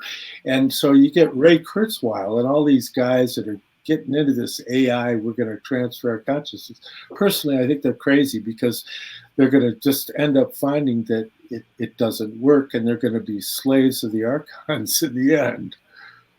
Now, we know that they're wishing their own demise. Now, we know that both Stanley Kubrick, of course, Stanley Kubrick was based on the late Arthur C. Clarke, but also on the work of Pierre Teilhard de Chardin, who also inspires The Exorcist. Now, I have written a whole chapter in my book, volume 6.66, about this. I actually cited also Stanley Kubrick, because not many people know that behind the scenes, all these people were connected to a Jesuit who himself is considered by Wired magazine as the father of the internet. and I'm talking about Pierre Teilhard de Chardin. Now, not many people know about this figure, so I just wanted to cite him today. Maybe you can go for further studies in it, but I can tell you that this figure is central for all the Illuminati and all the people around them. I mean, Father Pierre Teilhard de Chardin was so inspirational. Even when they made the film The Exorcist, they even imitated his own room, the details of his room regarding the Jesuit who was involved in the film. There is, of course, a Jesuit supervision in The Exorcist. But then you have the subject of the AI and the internet, which is a completely different subject. Now, how these subjects are connected with each other? Well, the fact is that the AI becomes basically the gatekeeper for Satan, because the fact that the AI is made in that way, it doesn't have any soul, any empathy, anything, ultimately makes it evil. Isn't that the case, Julian? And then I would like to ask the same thing to John. Well, yeah, I mean, I think that when you have amorality, you have immorality. And obviously, something that is an AI is amoral, and by that can be immoral, because whatever goal it might make for itself, there is no moral choice that it would deal with, because it doesn't have a soul. There is no spirit in the respect of the AI. And so for me, the reason why I would reject all of that is because I do believe that humans, as living beings, we do have souls. I believe that there is a soul. I think there is a spiritual world. I think that God is real, and I'm happy to die. I don't feel like I need to have immortality. I don't want it. I would rather join God upon my mortal death. And that's the way I feel about it. So if I need to leave the city and learn how to be, this is the scary thing, is when you start getting older, you think, geez, how am I going to go off grid and still manage things? But I'm thinking about it. I reject it all. I do. I mean, we've got our computers, we've got our iPhones, right? But I turn off my Siri. I don't want to go further into that road. I think it is a dangerous road. And you think that Stanley would have said the same? I think that Stanley would have made a film that would have caused us to think further. And that's what his films do. His films don't preach. They never preach, do they? They are there for ways to get us to think. And it's interesting that with all of his films, if you watch them in a different time of your life, you get different things from it. And I think that's the beauty of Stanley's films. I feel very lucky to have worked with him. John, you see the AI as being evil or not? Well, yeah, because again, just to bow to Stanley's genius, he's working with an open set, so he doesn't finalize conclusions. He gives you a context that allows you to think in that realm, and that's the beauty of his artistry. That being said, AI is this closed system. If you look at the silicon-based technology, it's a dualism. You got this whole idea of machine language, right? Well, machine language is not capable of having feelings. It has no nuance. What's going on today, people refer to it as artificial intelligence. At this point, we're basically dealing with stacks of subroutines that have very human origins behind them.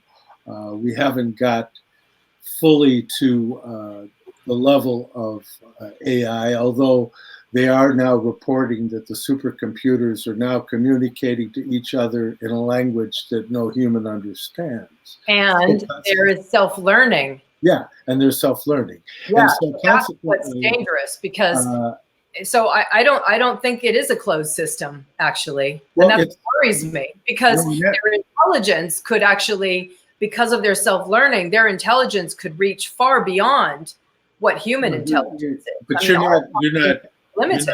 you're not seeing what I mean by that. Because, see, a human being is a being of thinking, feeling, and will. And this is very clearly laid out by St. Paul. And although in 1869, they basically finalized ruling that out and saying that a human being is soul and body, and they could only have certain spiritual qualities, but that the spirit was represented by the mother church, so to speak. So they were negating the threefold human being. And so that's so clearly articulated by Fichte and by Rudolf Steiner. And so when you look at AI, it doesn't have that feeling realm. It can work within the realm of will, it can work within the realm of intellect, but it does not have a feeling. So that's the what I mean when I'm talking about the dualism of AI, is it would be absolutely quixotic to a computerized system to try and understand the nuance of feeling. Right. So I'm showing here an article which I dedicated the last year on the subject, which I invite all our viewers to go and read on my website. The article is called British Royals Planting Their Cyber Seed in Moavi County. And you can go and check it out. It's pretty disturbing. And we have reached, of course, the end of this show. We have taken a lot of your time. I'm sorry for that. Julian, you've been really kind with us to stay with us for over 2 hours. I know. Well, it's been fun. Look, my family's idea of a good time is having a 5-hour heated discussion on these things. So I don't mind at all. Oh, well, I'm glad to hear that, and we will be glad to have you on also in the future. John, thank you so much also for participating and for making this possible. And I want to thank all our viewers. Of course, we have had a few hundred today because they have actually pulled down one of our stream links while we were broadcasting. So that was made it a bit difficult for us. But however, we will re-upload this video as many times as possible, and there is been a few hundred people that have seen it, and I'm sure they will share it in the days and weeks to come. And thank you so much, Julienne, for what you have done. And of course, you talk as Mandy to Tom Cruise and talk about be careful of this society. So in the end of your experience, do you believe this society of men that are up to no good and doing certain things exist, or was it just in the realm of fiction? No, I believe it exists. Absolutely. I mean, people want to call it the Illuminati. You can call it anything you want. It's basically the society of elite globalists and people that want ultimate power and as much money as they can grab. And that's what all of this is that we're experiencing now, you know, via the virus, is a test run for the ultimate power grab. That's what it is. Yeah. So stay safe and, of course, organize yourself for the future. The future is uncertain. But, of course, the last question then arises to my mind. I have one more question. Do you consider yourself today, May the 24th, 2020, a Christian or not, dear Julienne? That's a difficult question, but yes. I saved it for the last. If I just went to my head, God is real, Jesus existed, and given the choice, yeah, I'm a Christian. God bless you all then, and have a great Sunday. Thank you very much for having followed the Lyon Zagami channel today. And this is a fantastic episode thanks to John Barmer and our special guest, Julienne Davis. Thank you so much.